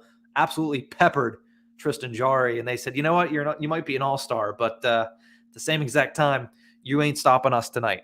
So the Kraken, they will be on the road for 2 games. Or sorry, not the Kraken. The Kings will be on the road for 2 games, taking on the Kraken on Saturday. And the San Jose Sharks on Monday. They'll be back home on Tuesday night, the second half of back-to-back, taking on the back-to-back Stanley Cup champion, Tampa Bay Lightning. So that does it for this game. 6-2 final. Let's look at the stats really quickly, and then we'll go out and go through some of the rest of the comments before we say goodnight. So 6-2 is the final score where it counts. 45 shots to 29 in favor of the Kings. I'm afraid to go to natural stat trick after the game and do my end of the game notes because it seems like the Kings just absolutely dominated in every facet. Block shots 12-10 in favor of the Kings as well. Penalties 3 taken by the Penguins, 1 power play goal for the Kings, 1 penalty taken by the Kings. Penguins had an absolutely horrible power play opportunity, giving up more penalty kill chances than they had power plays. So a nice homestand, though, for the Kings. This ends it. They win 5 of 7 games. Only losses coming to Vegas and Nashville, 2 of the hottest teams in the National Hockey League. So not a bad homestand there for the Kings. And they continue to move on up in the Pacific Division. Hits 16-15. Hey, the Penguins finally won something in this game, and that was the hits contest, 16-15. Faceoffs 31-22 in favor of the Kings. Giveaways 5-5. Takeaways 5-5 as well. But let's jump into the comment section one last time. See what's going on here. Little Burr says it's all good. Ranger scored again. Was going to do the Sharks plus 2.5. So definitely it wouldn't have cashed. Okay, fair enough. But I mean, that's sports betting. Sometimes you just got to go with your gut, and sometimes your gut loses you stuff. Tonight, I lost just as much as I won, so I won't say much. Let's see. Danelle says, we'll say when watching Wild Bruins highlights last week, didn't know it was on ESPN, and tonight it was Flyers Bruins on ESPN. That's where the NHL should play a game every week on the network. Yeah, no, ESPN should have one game a week. They do ESPN Plus, like specific games every single week. And I know TNT is really starting to pick up, so that's nice as well. But no, I think TNT, especially, Biz and Talk It, I think what they're doing there for their like intermission report and their post-game report and pre-game report, that's really good. Like, that's great for the sport right there. Boomanis says, sorry for the blowout tonight. It happens. I mean, last time I did one of these, it was Penguins 6-2. I think the Penguins won 6-2 in that one against the Flyers, either 6-2 or 6-3. But this one, not just how the cookie crumbles. I'm still 5-1. I might not be undefeated. That's still a damn good record. 5-1 when I do Hockey Podcast Network YouTube channel streams. Lil Burr says, be back tomorrow for sure. Big money. I will not, but I believe we have somebody. I didn't even check the schedule. A lot of stuff going on today, but is the Hockey Podcast Network YouTube channel. So we usually have somebody coming in every single day with one of these watch-alongs. That is the end of 6 hours of watch-alongs tonight. The first 3 brought to you by Neil Villapiano of the Devil's State of Mind podcast. Give him a follow at THENVP Show on Twitter. He's a great follow, especially if you're a Devils fan. I mean, the guy covers that team through and through. I'm sure he knows what each of them eat for breakfast every single game day. But no, he did a great job covering Devils versus Islanders. This game, not as close as that one, a 6-2 win for the LA Kings, but that's going to do it for this one. Thank you so much for everybody that has tuned in. I appreciate it. I will be back with another watch along. I don't know when, but I will be back. If you follow me at Nick_Berlansky, you will find out when I'll be back, because I always post it there as well. But if you haven't already, make sure you like this video. Make sure you subscribe to the Hockey Podcast Network YouTube channel. I don't know if we got to 850. That was the goal. I'll check it once we get off here. But if we didn't, we'll get there someday, because this is a great community and it's fun to watch it grow. But that's going to do it for this one. We'll see you guys the next time. Thank you so much for tuning in. I can't thank you enough. And that's going to do it. It is 1 o'clock in the morning here. Time for me to go to bed. So I'll see you guys later.